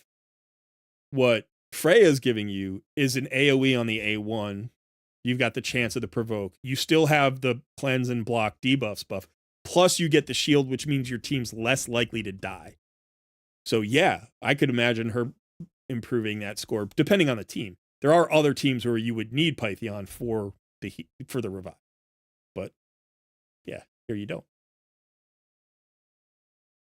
Did I hear Alice is better than Wukong?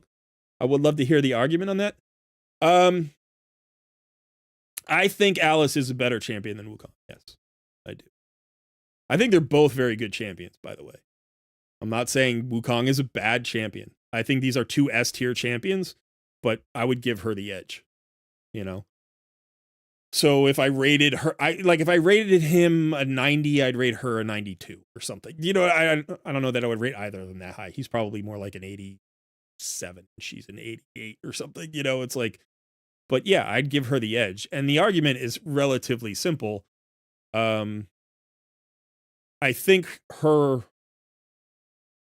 lockout skill has more utility. And I think her solution for Stone Skin is simpler and more direct. So if we look at Alice, let's just focus on the A2 for a second. So it has a 100% chance of increasing the cooldowns of all enemy skills by 2 turns. Like, this goes through Stone Skin, right? Like the increased cooldown. So that lockout ability can't be stopped by Stone Skin. Yes, it's still an affinity issue. Wukong has the affinity issue as well. Also has a 100% chance of decreasing each target's turn meter by 15%. That's nice if they don't have Stone Skin. If at least one of the target skills has its cooldown increased to the max, decreases their turn meter by 30% instead. Which again, okay, whatever. That's nice. That's a nice little addition. But this just goes through Stone Skin. It's an AoE, goes through Stone Skin. It's a lockout. It also happens to hit really hard, which is nice, right? It's that. And then you've got the reset on it, right? So if you kill one champion, you get the reset. That's awesome. So you can use it back to back, which is really nice. You can use it back to back into Wukong teams, by the way, which is great. And she's strong affinity into Wukong, right? I like the A1. I think the A1 is sneaky powerful. I think it's actually a really great A1. I didn't know how good this was going to be when I first got her. I love this ability. It also hits really hard. And then this ability is nice. This is actually sort of the annoying ability because in her AI, she uses it when she should use her A2, which is frustrating.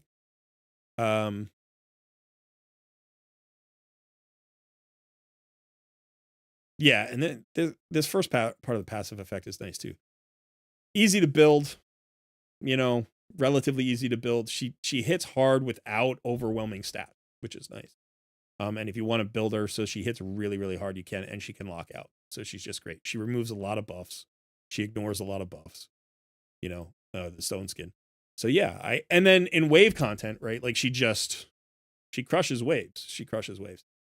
Now, the thing about Wukong, which I think is a little bit different from Alice, at least in my experience, is you can build him to be a very good debuffer and decent damage dealer, or an amazing damage dealer and a decent debuff. His A2 that ignores that defense and then passes that damage on. This skill is an incredibly hard-hitting skill if you just push his damage to the maximum, right? But usually by doing so, you either have to be really, really endgame with God tier gear, or you're giving up on the other stuff that he does. You're like, I don't care about his debuffs. I just literally want him to nuke. And if you want to make him a nuker, he's a crazy good nuker. He's a crazy good nuker. Unfortunately, he's a bad affinity, right? A bad affinity as a nuker. Now, some people like you need one. You need a spirit nuker because a lot of people bring out those force nukers to counter the magic nukers that everybody has. Everybody has 20 magic nukers. So you want to build 3 force nukers to wreck those magic nukers. And then you want to build 1 spirit nuker to handle those 3 force nukers. It's like, all right, so you do that, but I think that he does worse into Stone Skin because it's a coin flip, right? It's always a coin flip with him and Stone Skin, where Alice is not a coin flip. She's 100% ignoring the Stone Skin. And so that's really the big thing. His damage ceiling is probably higher than hers. Probably, but I don't actually know because I've never built her purely for damage. Yeah. I think it's that simple. I don't think there's much. I don't think you have to complicate it more than that.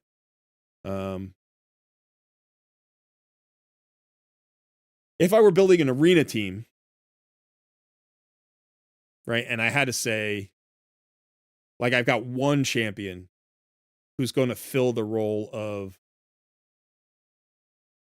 getting through the Stone Skin, like handling the Stone Skin, I'd pick Alice over Wukong. If I'm building a Hydra team, I'm taking Wukong. It's like Alice doesn't belong in that team. If I want to handle buffs, because he buff strips and she removes buffs, he's better at it. But she's kind of sneaky good and reliable at it. I mean, this is 100% chance when booked. Each hit. Sometimes that's all you need. But yeah, I think she's the better champion. I think it's close. I think they're all close, honestly. Like Ninja, Artak, UDK, Wukong, and Alice. That's a 5-pack of awesome champions, and they're all really close. But I would probably rank them Artak, Ninja, Alice, Wukong, UDK. That's probably how I would rank them, which I know surprises some people because I'm a tank person and UDK's the tank, but I hate him. I think he's a trash champion and he should be removed from the game. I hate him with a passion. I don't want to use him and I hate fighting against him, except I don't anymore because he's so easy to beat. It just takes a while. He's just slow. He just slows the game down to no improvement for anybody. That's all he does. He just makes everything happen exactly the same, but slower and worse. Rathalos is good.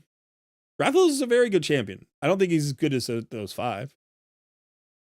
Deliana is a very good champion. I don't think she's as good as those 5. It's like I think Loki's a very good champion. I don't think he's as good as those 5.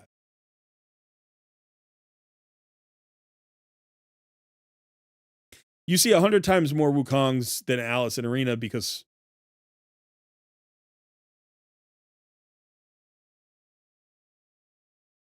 why? Like why? Why do you think you see 100? Wukong's been around for a lot longer. He's a more popular IP. He's a great champion. He's a known quantity. People know how good he is. He's got the arena aura, so you've got that flex. Like if you're talking about, trying to build a team that way, but I see it like in live arena. In live arena right now, I see an equal amount of Alice's and Wukongs probably.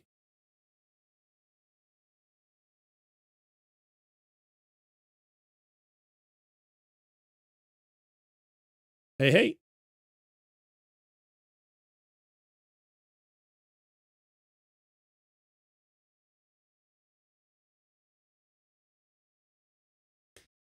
I do agree that Wukong hits harder and that his speed aura can give you more flexibility at times. But as a straight up comparison, I think you can build a team with Alice in it. And that team, I think that solution that she brings you is better than Wukong's solution for the problem that they're sort of both trying to solve. I never use Wukong speed aura. Like I've had him from the day, he was available. And the only time I've ever used Wukong speed aura are on like this challenge account where I don't have another speed aura. Right. And I literally have to bring him in order to have a speed aura in arena. And if you look at the roster, like I got him from a promo code and he's still 50 because the aura works at 50. I don't need him at 60. Like I can't build him to nuke like mad. I can't build him to nuke and do all the buff stripping. And if I want to get around Stone Skin, Alice is a better solution. Plus, clearly, she's got the 5-star soul. So, like, there was a no-brainer here. Like, he hasn't found a spot on this roster yet. He will once I get a second Hydra team. He's actually more valuable to me in Hydra than he is in Arena. Like, she's in 100% of my Arena teams. She's in all of my Gold 5 Arena teams. Every fight, I never take her out. She's in all of my live Arena teams. She gets banned 90% of the time. She's always in my live Arena teams.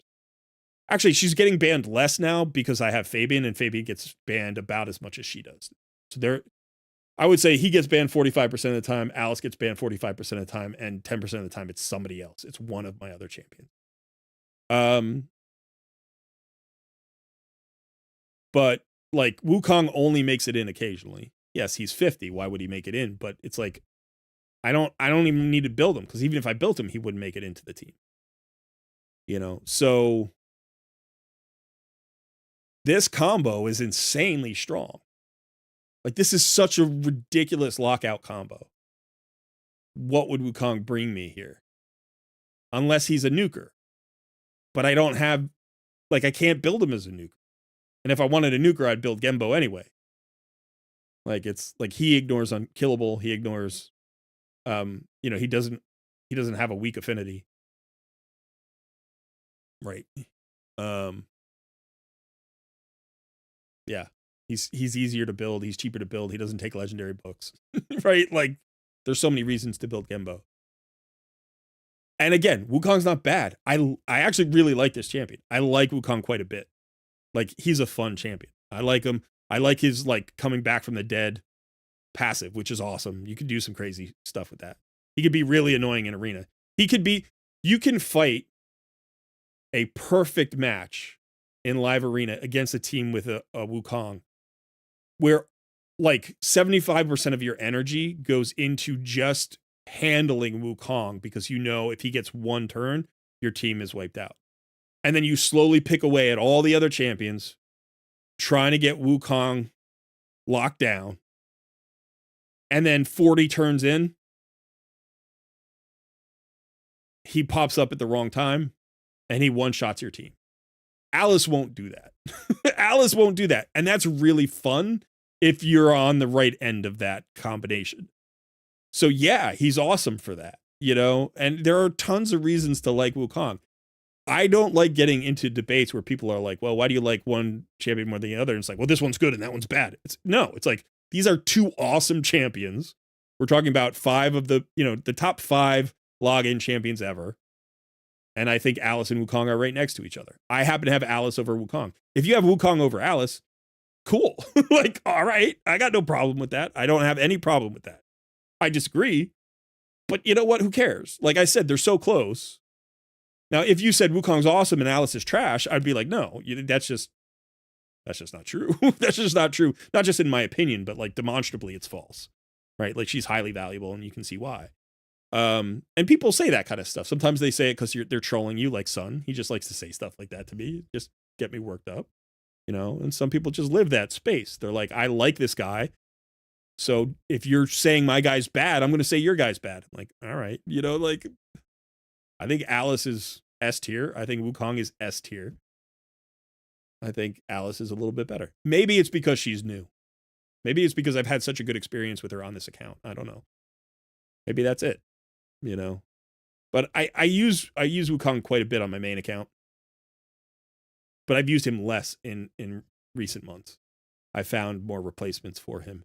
And I'm trying to get Alice into my rotation. So my mentality over there too is like favoring Alice. So is she, you know, she like empirically better than he is? I don't know. Maybe not. But I think she's got an argument for it. Who would be in an all epic clan boss team for you? Depends if you want to go killable or unkillable. If you want to go unkillable, I would probably go double Maneater. And then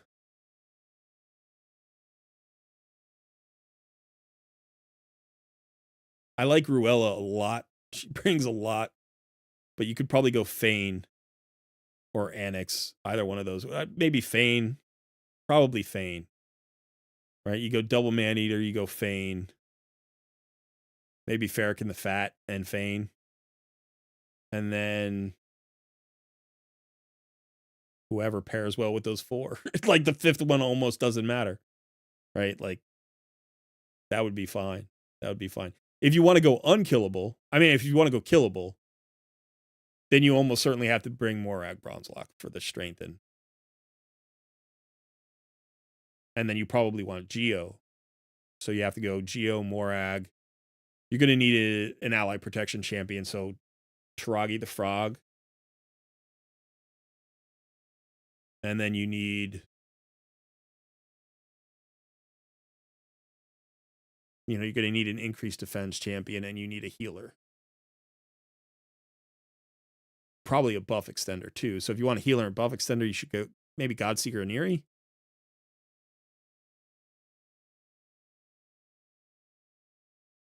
You don't have a cleanse there. You need a cleanse or a block debuffs. Or both. Maybe Doom Priest. Just go Doom Priest. That solves both problems. So what are we doing? We're doing Geo, Morag, Godseeker, Doom Priest, Taragi? Maybe. I mean, off the top of my head, it feels pretty good. You got the buff extension. You'll have full uptime on the strength and on the... Did we get an increased defense in there? I don't think we did. I don't know. I'd have to look around the epics. I would probably go unkillable. I'd probably go the double Maneater.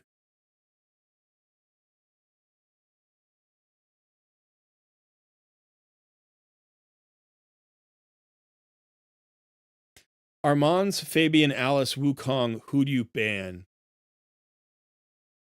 Either Armand's or Fabian, right? Like, almost certainly.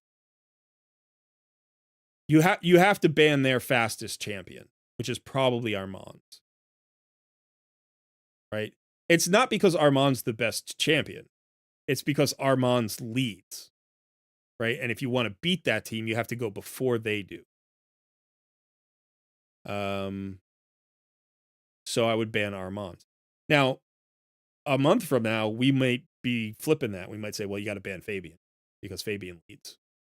But I think realistically, people are just going to lean into Armand. I think they are neck and neck. I think Armand and Fabian are really close to each other. I think Fabian has been so incredibly impressive in just the couple of weeks that I've had him in live arena here, it's sick. Like he just, anytime he gets let through, I've had people who have banned my single nuker. Like I've had one nuker out of 5 and they've banned him, and Fabian has not let their team go once. Like they literally didn't get a turn. Right? They're either petrified or feared, or they have their skills locked out. Right? So increase the, like, so even if they go, they only do their ally, like, and that's it for like 50 turns in a row. They don't do anything. And I just kill them 10 HP at a time. And like, and he doesn't care. He just doesn't care. He's just like, you're shut down. It's insane. It's insane how good that is.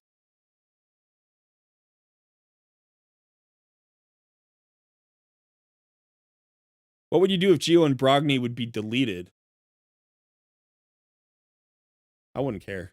I don't like either of those champions. I barely use either of those champions. I use Brogni. Oh, I think I used Brogni in my one. He was in one version of my Infinity Clan Boss team. I don't think he currently is, and I don't really use him for anything except Dwarven faction. And Geo I don't use for anything. He's in 0 teams on my main account. I'm building him because I pulled him recently and I didn't get him for almost 4 years. And so when I pulled him, I'm like, all right, I'll build him. You know, I've used him here. I've used him on other accounts. He's a good champion, but I don't care. Like if he goes away, I'm fine. Who would I change to? I mean, the nice thing about Brogni is the block debuffs buff, so you need to find, a replacement for that. The shield growth is like you've got Wixwell, so that's the easy swap, but the hard swap is the block debuff. If you lose Geo, the easy answer is Ninja.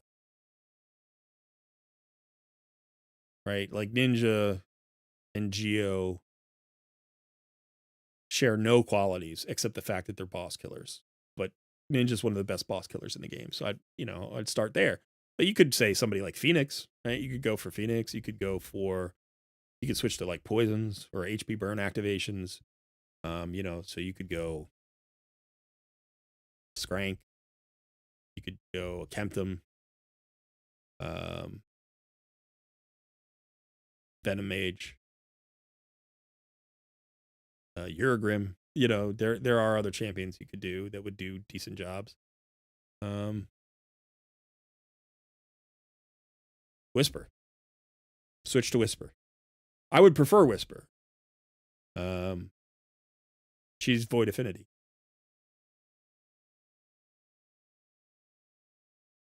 I never mentioned Demitha in the Epic Clan Boss team because I don't like Demitha teams. I like the fact they exist. Don't get me wrong. I'm not saying you shouldn't use a Demitha team. I find Demitha teams to be kind of trap teams for mid-game players because the requirements for a Demitha unkillable they feel friendly at first until you realize what you're sacrificing. First of all, you have to build crazy fast champions, right? Well, 2. You usually have to build 2 crazy fast champions. Demitha's the fastest. So you're giving up a lot of speed gear. Then you have to take 2 great turn meter fillers. I mean, amazing epic turn meter fillers in Seeker and Deacon Armstrong and run them really slow so they're not valuable in other content. So if you are a mid-game player, you will get more value out of a fast Deacon and a fast Seeker than you will get out of the Demitha, like building the Demitha team. Like you're giving up too much to get that Ultra Nightmare Clan Boss going. You're just giving up too much. And some people say, no, Ultra Nightmare Clan Boss is the most important thing in the game. And I don't think that's true. I think it's a balance. Like it's a great thing. You need an Ultra Nightmare Clan Boss team, but you don't necessarily need a 1-key unkillable. Like, you can get a 3-key traditional killable team probably out of the same champion. And then you get a 1-key nightmare and you're fine. Like that's great. You could do that for 6-8 months a year and you're going to be in good shape. And then you don't have to run your Deacon at 180. You can run them at 280. You can run your Seeker at 250 and, get more value in all of the other places, including faction crypts, including Cintranas, including Doom Tower, including all the hard mode dungeons, including all the other things that those 2 champions can unlock for you, including Arena. And 6 or 8 or 10 months later, then you build an unkillable team, probably not out of Demitha, right? Probably out of Maneater or Helicath or, something better. And you do it with easier gear, and an improved Great Hall. So I think Demitha's a good champion. I think pulling her and, if you get that clan boss team and that is really sad, I think that's really satisfying to people. It's a hard, like the Myth Air team is a hard team to get it to be a 1 key. It takes really good gear and a lot of tweaking to get the Myth Air to be a 1 key anyway. So typically you're moving from like a 4 key to a 2 key or a 3 key to a 2 key. I don't think that's enough. Like, I don't think you're getting enough out of it and you're giving up too much. So not a bad team, but people freak out about that team when they pull the method. They're like, yes. And I'm like, really? Like, I would so much rather pull a Maneater than a Demitha. If I pull the Maneater, I'm like, God tier epic everywhere. God tier against Spider, right? God tier against every Doom Tower boss. God tier against, like, so much. Like, God tier against Dark Fae. Like, God tier everywhere. Plus, God tier clan boss unkillable. Now the issue, of course, is you also need something else for, just like you need something else for Demitha, you need something else for Maneater. So you either need a second unkillable champion, or you need, a Painkeeper, and you got to do the whole dance with the, slow boy and stuff. But you'll get a 2 key out of any Maneater team as well, so it's like, plus he gives you a lot more in a lot of different places, and it takes half the resources because your gear doesn't need to be nearly as good.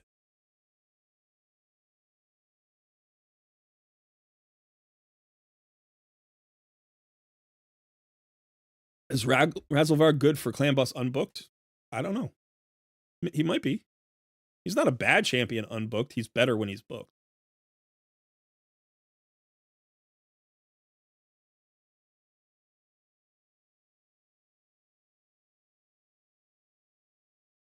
You just realize you might be endgame. All right, I've done nothing on this account but talk for the last hour and a half, and this was mine. I was going to 12:30 at maximum, so I'm going to call it a night here, which means I have to give away this account as soon as it unfreezes. So if you are interested in this account and you have not yet done so, you want to go to my Discord. You want to go ahead and scroll down until you see the events section. And there's a channel there that says account giveaway. Go into that channel. There's a message where it says reply to this message for your chat. All you got to do is add an emote. Just add an emote to it. You can't actually reply. You just add an emote. What? Come on. What's going on with Raid right now?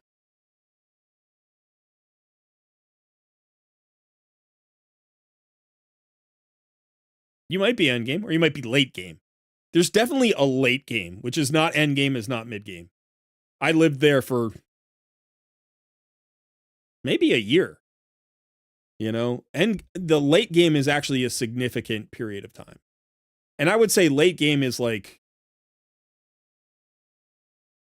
you've got most of the hard mode dungeons at least halfway done. You've got Sand Devil solved. You've got Phantom Shogun solved. You got most of the Iron Twins solved. You've got hard mode Doom Tower on farm, right? But you're still struggling with Nightmare Hydra. Maybe you're, you haven't killed Amius yet or whatever. Like, there are stages of it. There are different stages of it. But there's an end game. Like, you've got your Lydia. You've got your Mithrala. You're working on your Ramontu. That's late game. It can also be end game. Like, you could never get Ramontu and be end game. That's fine.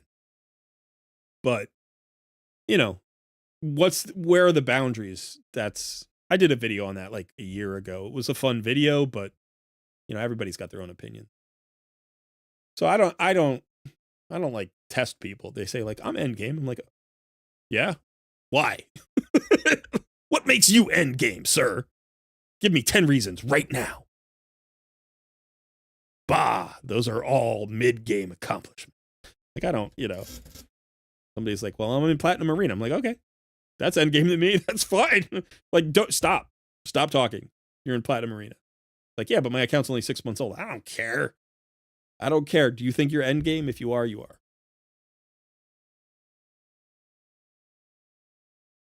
Yeah, very strong. That's a good point. I think late game versus end game to some extent is just the level. It's the level of your gear and the redundancy of your roster. When you have 10 options for every piece of content, that's end game. When you've got one option or two options for every piece of content, but you can do it, that's late game. Right? That's not really. You're like, yeah, I've got Nightmare Hydra. Like, I've got 6 champions exactly built to get me, 50 million on Nightmare Hydra. It's like, well, that's good. What's going on? But that's not endgame, right? Anybody else having trouble with Raid right now?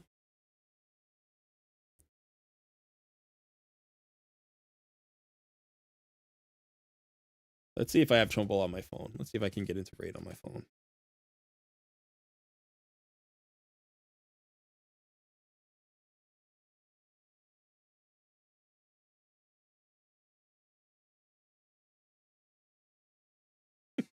I mean, it's flip.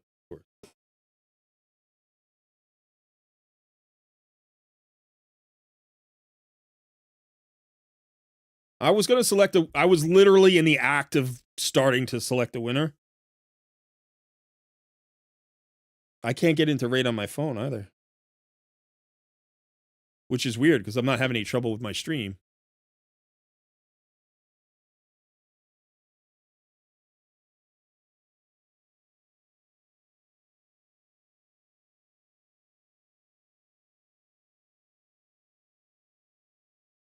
I want to say, I should say clearly, after all of these debates,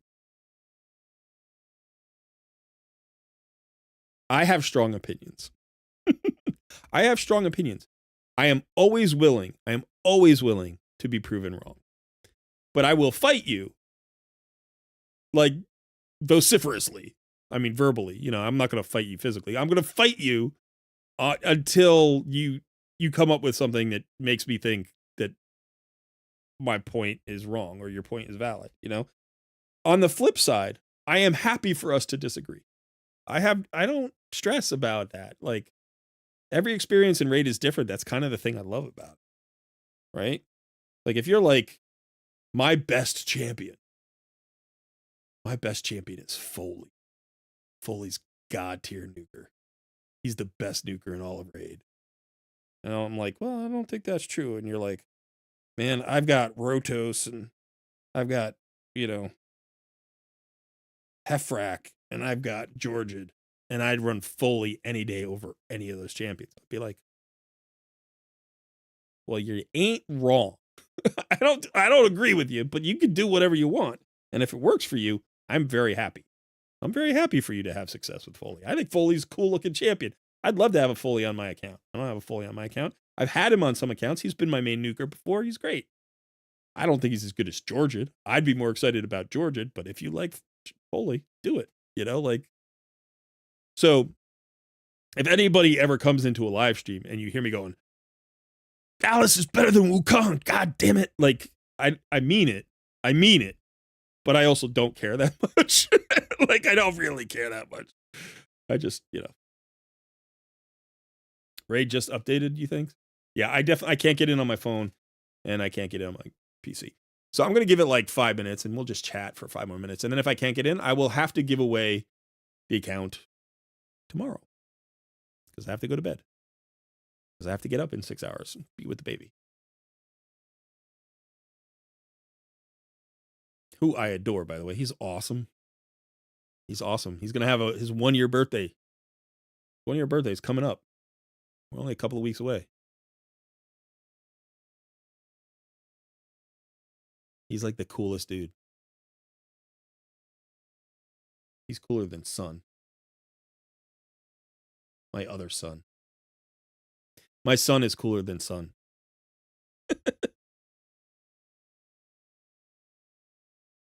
You should use Foley instead of Rotos. Rotos is trash, man.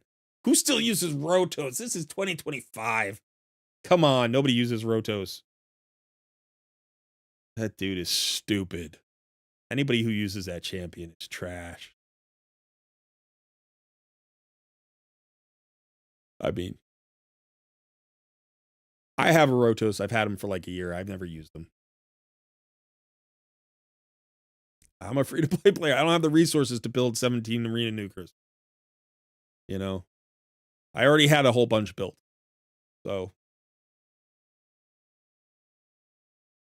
if I pulled a Foley, I probably wouldn't build him either. I love Foley's cool. I love hard-hitting nukers that have block revive because you need those, you know? And you need some that ignore stone skin, and you need some that get extra turns and nuke out single target. Like, you need all of the different kinds, but, you know, I'm a free-to-play player. I've got Allele built, who's awesome. I've got Mezamel, who's god tier. Probably not. She's not god tier, but she's good. I've got Gembo, and he's so good. He's so good. I mean, I've got Wukong. I've got Thor.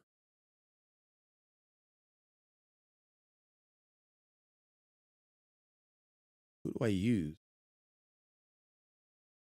I mean, I don't know. I got more. I can't think of all of them at the moment. My brain is dead. All right. Log in, Plarium. Come on. Here we go. All right. So I'm reading the poll. What are you doing about the April Fusion? Full skip, 34%. Skip the Lego, get the Epic, 48%. Going full beans, Lego or bust, only 18%. Every time there's a skippable Fusion and I do a live stream, I do some kind of poll on it. And very frequently, the percentage of people going for a skippable Fusion is somewhere between like 5% and 25%. It's really low. It's very rarely is it even 25%. It's usually in like, you know, low teens or something. So 18% is not bad. But I don't believe the poll. I think probably the people going for the Lego is more like 40 or 50%. But I think people see the poll and they're like, this one sucks. I'm not doing it. And then after a couple of days, they're like, all right, I'll do it. Because it's like, what else do you do in Raid? You know, it's like you go for the Fusions. Why not? It might be good. It might turn out to be better. People might be wrong about it. I don't want to miss out. You know, there's like the FOMO kicks in. I think the first day or two, people are like, nah, this is trash. I'm not doing it. And then a week later, they're like, well, I've already got 6 of the fragment things or whatever. And they're like, oh, I may as well. I want to pull shards.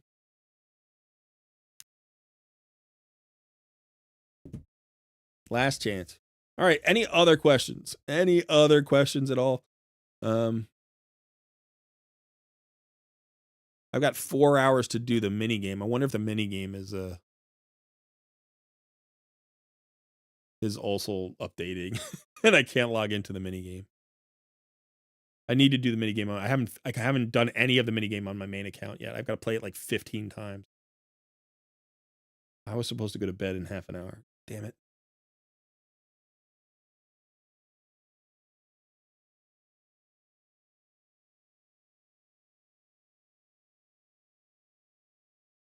You pulled your second Void Legendary Raglan. Is she still semi-useful? She is, depending on where your account is. She has a great revive. She has one of the best.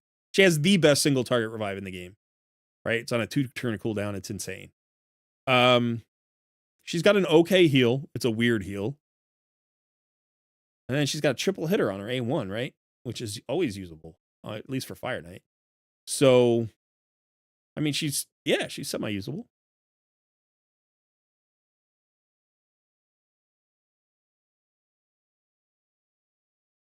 Yeah, I can complete, like, I don't fail on stage 1 or stage 2. I have failed a couple of times on stage 3. But it's, you know, whatever it is. It's like a 4-minute battle or something, and you gotta, I don't know. So, all right, I think I'm gonna have to call it there. Thanks for hanging out tonight, folks. It was fun. I enjoyed the talking. I know Fastidious was calling me out for like not reading chat for a while, but it's like I'm doing one thing or I'm doing the other. I hope whoever wins this account gets some value out of this live stream. I'm sure they won't watch the whole thing, but they'll watch the part about the account, and hopefully that will give you a little bit of insight into what I was trying to do. I don't know if I did a good job there tonight. I was pretty tired, but I was hoping to help. And again, if you win, you can always chat me up. I will. I'll help. I'll detail whatever it was that I was trying to accomplish there. But it's a good account. I think it's a good account, and it's going to go places. I will wait until I can do a video to spin the wheel. So I don't want to. I'm going to spin the wheel. You know why? Because Discord's not broken.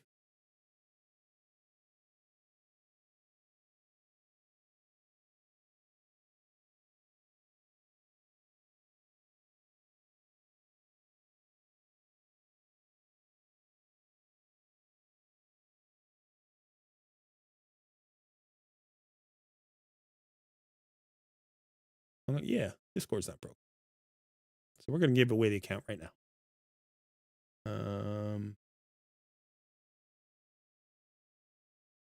Let's see. You know what? Let me do it over here. That's better. That's clean.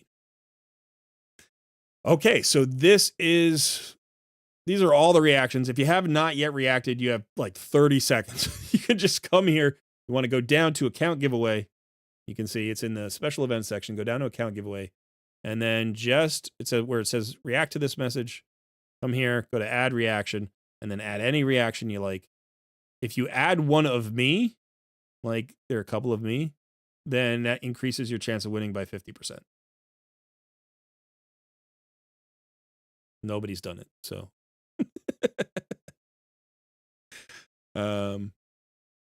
Yeah. So get your reactions in. And again, I only ask that if you win, that you keep playing. All right, I'm going to give it a little bit more. Let's see. What happens if I do this? Nothing. Good. Okay.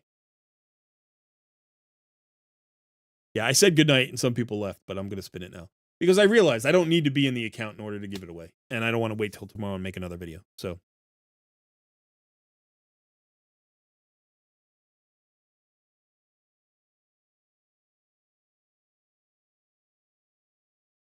Yeah, default skill in the last stage is good. You don't need Rain of Arrows though. I go everything but Rain of Arrows. I like ice arrows in the or frost arrows or whatever in the last one. But skip the Lego, get the epic, 51%. All right, here we go. Let's get a winner here.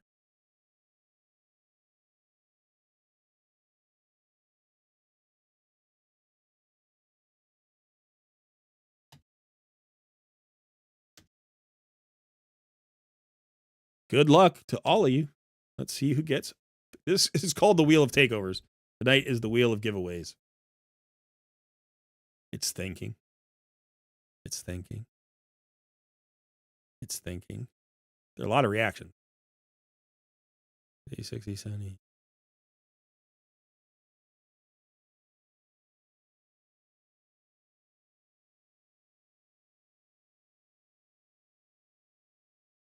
Almost 300 reactions. Look at that wheel. Look at those tiny. We have a winner. I don't know who it is.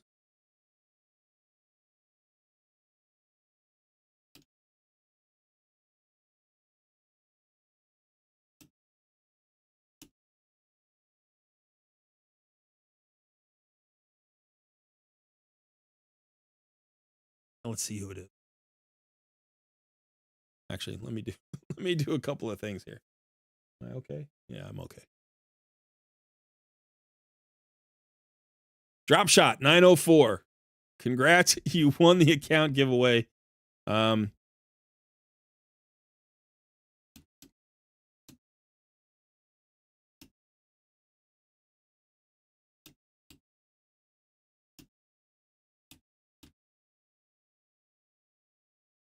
All right, so that is it. Dropshot 904 is the winner. Thanks for all of you who participated and cared and watched the live stream. It was fun for me.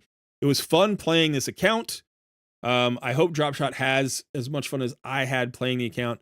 I think, man, I really want to see what happens in the next like 60 to 90 days for this account. I think it's going to be really fun to watch. So that's it. That's it for me tonight. Thank you to everybody. Hope you had a fun time. Thanks to Uncle Dan, by the way. Uncle Dan was big today. Gave out tons of 40 subscriptions, I think he gave out today. So welcome to all of you new subscribers. I hope you enjoy your memberships here. And I will try to, do a live stream from time to time, and I hope you join me. All right, that is it for me tonight. Thanks so much. And good night.